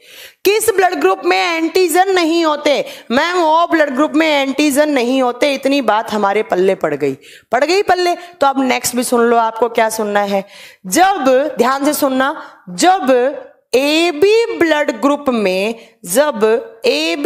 ग्रुप में कोई भी एंटीबॉडी नहीं है तो इस इंसान को किसी का भी खून चढ़ा दो, कोई दिक्कत नहीं होगी। क्यों नहीं दिक्कत होगी उसका आंसर सुनो। आपका ब्लड ग्रुप है ए बी, आप में सिर्फ एंटीजन है। अब आपका मैं एक कॉन्सेप्ट क्लियर कर दूं, जब भी हमारे बॉडी में कोई बाहर से पार्टिकल आता है उसके अगेंस्ट हमारे बॉडी में उस पार्टिकल पर अटैक करने के लिए हमारे बॉडी में एंटीबॉडी बनती है। जब भी कोई हार्मफुल एलिमेंट आता है बाहर से तो हमारे बॉडी में एंटीबॉडीज बनती हैं। तो मैंने यहां पर बोला कि ए बी ब्लड ग्रुप में कोई भी एंटीबॉडी नहीं है। जब मैम कोई ए बी ब्लड ग्रुप में एंटीबॉडी है ही नहीं अटैक करने के लिए तो इसको किसी का भी खून चढ़ा दो, एंटीबॉडी है नहीं तो वो अटैक क्यों करेंगी? इसीलिए ए बी ब्लड ग्रुप को आप बोलते हो यूनिवर्सल रिसीवर ब्लड ग्रुप। क्या बोलते हो? Universal receiver, सर्वग्राही। सर्व का मतलब सबसे, ग्राही मतलब खून लेने वाला। जरा ध्यान से सुनो मैम, जब भी बाहर से कोई एंटीजन या खराब पार्टिकल आता है तो हमारे बॉडी में एंटीबॉडी बनने लग जाती है खून में, और वो एंटीबॉडी उस बाहर से आए हुए एंटीजन पे अटैक करती है। But ma'am A B blood group में कोई एंटीबॉडी है ही नहीं तो अटैक कोई कर नहीं सकता। इसीलिए ए बी ब्लड ग्रुप को यूनिवर्सल रिसीवर, सर्वग्राही खून, सबसे खून लेने वाला। अब जरा आइए ओ में, ओ में क्या नहीं है? एंटीजन नहीं है। तो भैया ओ को आप किसी का भी खून दे दो, ओ का खून किसी को भी चढ़ा दो, जब एंटीजन गया ही नहीं तो एंटीबॉडी अटैक करेंगी ही नहीं। तो जरा बताओ इसको क्या बोल दोगे आप? Universal donor blood group. क्या बोल दोगे? यूनिवर्सल डोनर, सर्वदाता रुधिर समूह है। बताओ कुछ समझ में आया? चलो मैं एक बार फिर रिपीट करती हूं। आरबीसी के सरफेस एरिया पर जिस टाइप का एंटीजन वो आपका ब्लड ग्रुप, एंटीजन के ऑपोजिट हमेशा एंटीबॉडी होना चाहिए। और मैम बाहर से एंटीजन आते हैं तो हमारे बॉडी में एंटीबॉडी बनते हैं और वो एंटीबॉडी उस एंटीजन पे अटैक करते हैं और इंसान मर जाता है। ठीक है, उसके खून का क्लॉट हो जाता है, अंदर ही खून की कोएगुलेशन हो जाता है या खून का एक्यूमुलेशन हो जाता है, खून क्रिस्टल की फॉर्म में जम जाता है, खून इंसान का खराब और इंसान मर जाता है। ठीक है, बट मैम जब ए बी में कोई एंटीबॉडी है ही नहीं तो अटैक कहां से करवाओगे? तो इसको किसी का भी खून दे दो, कोई दिक्कत नहीं होगी। इसलिए यूनिवर्सल रिसीवर। और ओ में जब एंटीजन जाएगा ही नहीं तो भैया इसका खून किसी को दे दो तो कोई दिक्कत नहीं। तो जरा बताइए यूनिवर्सल डोनर, यूनिवर्सल रिसीवर का कॉन्सेप्ट समझ में आया कि नहीं आया? ठीक है मैम जी, एंटीजन को कैपिटल लिखने से लिखा है बुक में, गलत है क्या? ऐसा कुछ नहीं है, आप इसको कैपिटल देखो, ऐसा कुछ नहीं है कि ए को कैपिटल लेटर से लिखोगे बी को लिखोगे, बस ये डिफरेंस क्रिएट करना है आपको। एक को स्मॉल लेटर में लिख दो, एक को कैपिटल लेटर में लिख दो, कोई दिक्कत नहीं। आप इसको कैपिटल लेटर में लिख दो, इसको स्मॉल लेटर में लिख दो, ऐसा कुछ भी नहीं होता है। ये कहीं पर कोई यूनिवर्सल ट्रूथ नहीं है कि किताब में लिख दिया उसको ए, उसको बी, इसको कैपिटल लेटर से, इसको स्मॉल लेटर में। आपको समझ में आना चाहिए बस। ठीक है, चलो अब जरा मुझे एक बात बताओ, आप डोनेट और रिसीव वाले कॉलम में मुझे ऐसा क्यों लग रहा है कि आप ये दोनों कॉलम अपने आप बना लोगे? कैसे नहीं बना पाओगे? ये देखो, आप बड़ा आराम से बना लोगे। डोनेट वाला कॉलम और नेक्स्ट आप रिसीव वाला कॉलम, किसको खून दे सकते हैं? ध्यान से सुनिएगा, मैंने बोला कि ए बी क्या है? यूनिवर्सल रिसीवर, सबसे खून लेने वाला। तो ए बी के रिसीव वाले कॉलम में लिख दो मैम ऑल। ऑल का मतलब क्या है? ये सबसे खून ले सकता है, ए से, बी से, ए बी से, ओ से। ठीक है, सबसे खून लेने वाला है, यूनिवर्सल रिसीवर है, तो मैम ये क्या बन गया, ऑल। ओ सबको खून दे सकता है, तो ओ के डोनेट वाले कॉलम में ओ लिख दो, किस किस को, ए को, ओ को, बी को और ए बी को, सबको खून दे सकता है, कोई दिक्कत नहीं है ना। चलो अब ध्यान से सुनो, ए वाला किस किस को खून दे सकता है। ए वाला एक तो ए को देगा, एक यूनिवर्सल रिसीवर कौन है, ए बी, तो ए वाला ए बी के लिए क्या बन गया, डोनर बन गया मैम। तो ये एक तो ए को दे सकता है, एक बी को दे सकता है, बी वाला बी को दे सकता है, ए बी को दे सकता है। बट ध्यान से सुनिएगा, ए बी वाला खून लेगा तो सबसे लेगा, बट जब ए बी खून देगा सिर्फ ए बी को ही देगा। इसको स्टार कर लीजिएगा, इसको स्टार कर लीजिएगा, इसको स्टार कर लीजिएगा। नेक्स्ट सुनो ध्यान से, जब ए वाला खून रिसीव करता है तो एक तो ए वाला ए से ले लेगा, एक ओ क्यों, यूनिवर्सल डोनर है। बी वाला बी से ले लेगा, ओ से ले लेगा, और ए भी तो सबसे ले सकता है, बट ओ वाला जब खून रिसीव करता है तो सिर्फ किससे करता है, ओ से ही करता है। ये आपका टेबल बन गया जो आपकी किताबों में लिखा हुआ होता है, आपको कभी समझ में नहीं आता है। मुझे लगता है कि मैंने बहुत अच्छे से आपको समझाया। नहीं समझ में आया, एक बार और सुन लो। ए बी यूनिवर्सल रिसीवर जब खून लेगा, सबसे जब खून देगा तो ए बी को ही देगा, ठीक है। ओ यूनिवर्सल डोनर खून देगा, सबको देगा, खून लेगा तो ओ से ही लेगा। बाकी आप बना लोगे।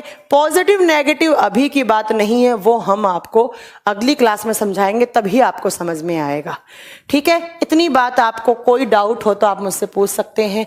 अभी की क्लास में जितना मैंने पढ़ाया आप जरा बताइए, कुछ समझ में आया या नहीं आया, जल्दी बताएं।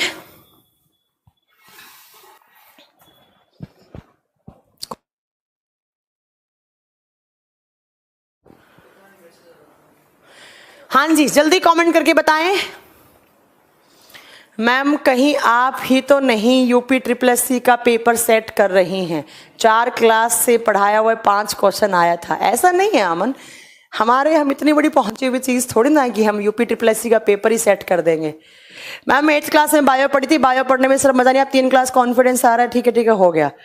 क्या कह रहे हैं, विट्रो का मतलब, अरे रुक जाओ यार, कामदेव मंडल रुक जाओ, तुम विट्रो सब बताएंगे, तुम इतना क्यों दिक्कत आ रहे हो। कोई दिक्कत नहीं है मैम, सबको समझ में आ गया, ओके। किसी को डाउट हो आप मुझसे पढ़ाए हुए से डाउट पूछो, आगे मत चलो बस आप मुझसे। मुझे बहुत गुस्सा आता है जब कोई बच्चा आगे के डाउट पूछता है। पढ़ा रही हूं मैं यहाँ पर ब्लड, आप डाउट पूछ रहे हो किडनी के, वो बहुत मतलब टॉलरेट नहीं हो सकता, ठीक है। चलो, आरबीसी के सरफेस एरिया पर जिस टाइप का एंटीजन वही आपका ब्लड ग्रुप, जिस टाइप का ब्लड ग्रुप उसी के ऑपोजिट एंटीबॉडी होना चाहिए, ठीक है। जब हम ब्लड डोनेट करने जाते हैं वहां ब्लड के अंदर वही केमिकल कंपाउंड मिलाए जाते हैं जो मैंने बताया था, sodium oxalate and calcium citrate. थोड़ा प्रॉब्लम आ रहा है, रिवाइज करने पे सही हो जाएगा, ओके आप कर लीजिएगा। मानव में अमीबा कितनी होती है? मैंने कब कहा मानव में अमीबा होती है? मैंने कहा था मानव में अमीबा जैसी WBC होती है। यार तुम लोग पढ़ने में ध्यान तो देते नहीं हो, ठीक है। मैम ओ नेगेटिव 1% में क्यों पाया जाता है? अरे रुक जाओ यार सुरेंद्र, तुम फिर आगे चलने लग गए यार, चुल बहुत है तुम लोगों को। अगली क्लास में अभी पॉजिटिव नेगेटिव पढ़ाने दो मुझे, पढ़ाया कहना है कहाँ है मैंने। मैम आरबीसी सोते टाइम पर कम हो जाती है, यस। जब आप पहाड़ी एरिया पे जाते हो तो आपकी आरबीसी 10% बढ़ जाती है, जब आप रात को सोते हो तो आरबीसी 5% कम हो जाती है। क्यों कम हो जाती है रात को सोते समय 5%? क्योंकि रात को आपके बॉडी को रेस्ट का मूड, आपकी बॉडी रेस्ट कर रही है, आपके टिश्यूज सेल्स रेस्ट कर रही है, और जब टिश्यूज रेस्ट कर रहे हैं तो आरबीसी क्या लेकर आता है? ऑक्सीजन। रात को आपको एनर्जी की रिक्वायरमेंट कम रहती है, इसीलिए आपके बॉडी में आरबीसी कम हो जाती है, ताकि कम ऑक्सीजन आए और कोई दिक्कत नहीं है, ठीक है। बहुत अच्छा समझ में आया। मैम मॉस्किटो कितने प्रेजेंट होते हैं? आई डोंट नो आप क्या कहना चाह रहे हैं। डेंगू को हड्डी तोड़ बुखार क्यों कहते हैं? क्योंकि हड्डियों में बुखार आ जाता है, हड्डियों में जॉइंट्स में दर्द होता है इसलिए। और बताइए जरा। मैम मैं स्टेट पीसीएस की तैयारी कर रही हूं, उसमें आएगा ना इससे? यस बिल्कुल आएगा, स्टेट पीसीएस में क्यों नहीं आएगा, जनरल साइंस में आएगा ही आएगा। साइंस एंड टेक अलग होता है बच्चा, ठीक है। प्लेटलेट्स बनना बंद हो जाए तो कौन सी बीमारी होती है? बता दो दिया। प्लेटलेट्स अगर बनना ही बंद हो रही है बचपन से, जन्म से ही, तो वो हीमोफीलिया कहलाएगी। मैम एंटीजन की फॉर्मेशन कैसी दिखाई देती है? ऐसा सी सा बना हुआ दिखता है, सी सा, सी, ठीक है। मैम पहली बार हमको आपकी क्लास में हर चीज याद हो जाता है, ओके। मैम आप बहुत डीप पढ़ा रहे हो। फिर वो एक बच्चा आया था बीच में कि मैम आप ऊपर ऊपर से पढ़ा रहे हो। ऐसे ही बच्चे इस दुनिया में है ना। मैम एक बार फिर यूनिवर्सल, चलो मैं बता देती हूँ। एक बच्चा करे मैम वापस कॉन्सेप्ट रिपीट करो। देखो बच्चा, ए बी में क्या नहीं है? ए बी में एंटीबॉडी नहीं है, तो भैया जब एंटीबॉडी है ही नहीं तो अटैक कहां से करवाएगा ये? तो इसको किसी का भी खून दे दो, कोई दिक्कत नहीं है ना। और ओ में एंटीजन नहीं है, जब ओ का किसी को भी दे दो कोई दिक्कत ही नहीं है, हो गया खेल। मलेरिया की दवाई का नाम बताओ। मलेरिया की दवाई होती है बेटा कुनीन, जो सिनकोना की छाल से बनाई जाती है, मैंने आपको बताया भी होगा। कुनीन, कुनीन ड्रग दी जाती है जो बार्क ऑफ सिनकोना, सिनकोना की छाल से बनाया जाता है। सिनकोना की बार्क, बार्क समझा, छाल, छाल, छाल से बनाया जाता है। और कुछ एक बारी में कितना ब्लड डोनेट किया जा सकता है, डिपेंड करता है आप में कितना आ रहा है। अगर आप लड़के हो तो एक बारी में 2 से 3 यूनिट भी खून डोनेट कर सकते हो। मैम आप बहुत अच्छा पढ़ा रही हो, ऐसे ही पढ़ाना। यस बीपीएससी में लड़ेगा क्वेश्चन है। तुम कौन सी लैंग्वेज बोलो? लड़ेगा मतलब क्या होता है? लड़ाना है क्वेश्चन को आपस में, है। टेबल एक बार और मैम, बेटा आपको एक फैसिलिटी दे रखी है कि इस वीडियो को कितनी बार देखें। जब आप वीडियो कितनी बार देखेंगे तो आप कितनी बार पढ़ लो, ठीक है। चलो अब बताओ तुम लोग, मैंने आप लोगों को एक बात बोली थी पहली दिन कि कुछ लोग हैं जिनको ये लग रहा है कि 1 रुपए में हमें क्या पढ़ाया जाएगा। तो कुछ लोगों को ऐसा लग रहा था कि 1 रुपए में हमें क्या पढ़ाया जाएगा, ऐसे ही ये लोग उल्लू बना रहे हैं, ऐसे ही अपनी कोचिंग का नाम ऊपर करने के लिए इन लोगों ने फ्री में बैच स्टार्ट कर दिया। आज मैंने कहा था आप 1 वीक पढ़ो, उसके बाद आपको पता लगेगा कि इस कोचिंग में 1 रुपए की अहमियत कितनी है। कुछ बच्चों को लग रहा होगा हमने 200 रुपए दिए, 300 रुपए दिए। बच्चा बता दूं, मैं 1 दिन के लिए बैच 1 रुपए का किया गया था, जो टाइम्स की एनिवर्सरी थी। तो जरा मुझे बताइएगा कि अब आपको क्या लगता है, अब आपको, अरे डियर की स्पेलिंग से लिखो। क्या हो गया सर, नहीं आएंगे? अब मुझे बताओ कि अब 1 रुपए का अब आपको कीमत कैसी लग रही है? क्या आपको ऐसे कभी लगा कि 1 रुपए में आपको कम ज्ञान मिल रहा है, या फिर ऐसे ही टाइम पास कर रहे हैं टीचर्स, या ऐसे ही कर रहे हैं?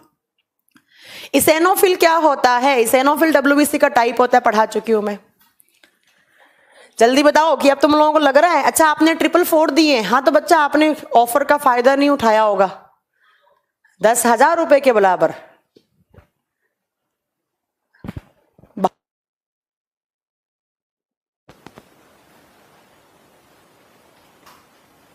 ओके थैंक यू मैम, आपने ये मौका दिया। ओके तो ऐसे ही बने रहिए मैम। रीट के लिए भी होगा क्या?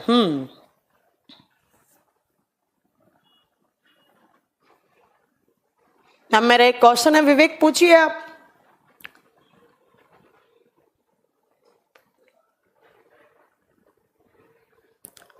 शुभम कुमार कोई बात नहीं, पॉजिटिव नेगेटिव नेक्स्ट क्लास में समझाएंगे। बहुत नॉलेज मिल रहा है, बहुत अच्छा लग रहा है ma'am. Okay thank you ma'am. Okay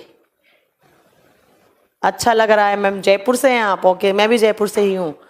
चलो तो अच्छा लग रहा है तो आप फायदा उठाएं और अच्छे से पढ़ाई करें और इस बार अपनी सरकारी नौकरी को सुनिश्चित करें। थैंक यू वेरी मच लालन। अब आपको आज ब्लड चैप्टर के नोट्स मिल जाएंगे। आप पीडीएफ डाउनलोड कर सकते हैं या अपने नोट्स खुद बना सकते हैं, ठीक है बच्चा। तो आप इतने अच्छे अच्छे कमेंट करने के लिए थैंक यू वेरी मच। ऐसे ही टाइम्स कोचिंग पर अपना प्यार बांटते रहें और हमारी कोचिंग के बारे में आप बताते रहें आसपास के लोगों को। और जो भी बच्चे कंपटीशन एग्जाम के लिए प्रिपेयर कर रहे हैं, जो कहीं पर जाकर हजारों लाखों पैसे खर्च कर रहे हैं, उनको प्लीज बताइएगा कि एक ऐसा भी कोचिंग है इंडिया में जो इतने कम फी में और घर बैठे आपको तैयारी करवा रहा है सरकारी नौकरी की। तो आप जितना ज्यादा हो, हम लोगों को बस रिवॉर्ड में एक ही चीज चाहिए। अरे बताऊंगी बाबूराव, आपका बताऊंगी यार। तुम लोग इतना, तुम लोग बहुत यार आगे पूछ रहे हो। सब पढ़ाऊंगी मैं, तुम लोगों के डाउट नहीं छोड़ूंगी तुम, ठीक है। तो आप प्लीज, आपसे एक ही रिवॉर्ड चाहिए, जितना ज्यादा हो उतने ज्यादा हमारे कोचिंग के बारे में बताएं और बताएं कि एक ऐसा भी कोचिंग सेंटर है इस इंडिया में जहां पर इतने अच्छे टीचर्स हैं और इतना अच्छा कंटेंट दिया जाता है। ये हम नहीं बोलते, हमारे बच्चे बोलते हैं। प्रूफ आपके सामने है। आज भी बच्चों ने बोला है कि मैम 4 क्लास लिया आपने और 4 क्लास में से 5 क्वेश्चन लोअर पीसीएस में आए। तो आई डोंट नो कि आप लोगों को इसके अलावा और क्या प्रूफ चाहिए, ठीक है। चलो नोट्स आप खुद भी बना सकते हैं, अदरवाइज अभी 20 मिनट के बाद भी आपको नोट्स मिल जाएंगे। आपसे मिलते ही अच्छों के भाग्य बदल जाते हैं। हाँ, हमसे मिलते ही नहीं, हमारे कोचिंग से मिलते हुए, क्योंकि टाइम से सब है और सबका टाइम से, है ना। तो आप सब भी इसी फैमिली का पार्ट हैं। तो मुझे लगता है आप जल्दी से अपना सिलेक्शन लें और अच्छे से आप चलो ठीक है, तो हम एक तो हमारे प्ले स्टोर पर ऐप को रेटिंग देना ना भूलें, आप रेटिंग देना ना भूलें। मैं एक बार फिर रिपीट कर रही हूँ, प्ले स्टोर पे जाके हमारी टाइम्स कोचिंग को रेटिंग दीजिए, हमें एक वैल्यूएबल फीडबैक दीजिए अपना 1 मिनट का टाइम निकाल कर, जिससे हमें भी पता लगे कि हम कहाँ लैग कर रहे हैं या कहाँ पर हम कोई हमसे चूक हो रही हो तो वो आप बता सकते हैं। और उसके अलावा जितने भी आपके आसपास के बच्चे हैं उन सबको बताइए टाइम्स कोचिंग के बारे में। चलिए, आपका नाम रीना किरार, आपका नाम मैंने ले लिया है। चलो, थैंक यू वेरी मच, मिलेंगे अगली क्लास में। Tata bye bye.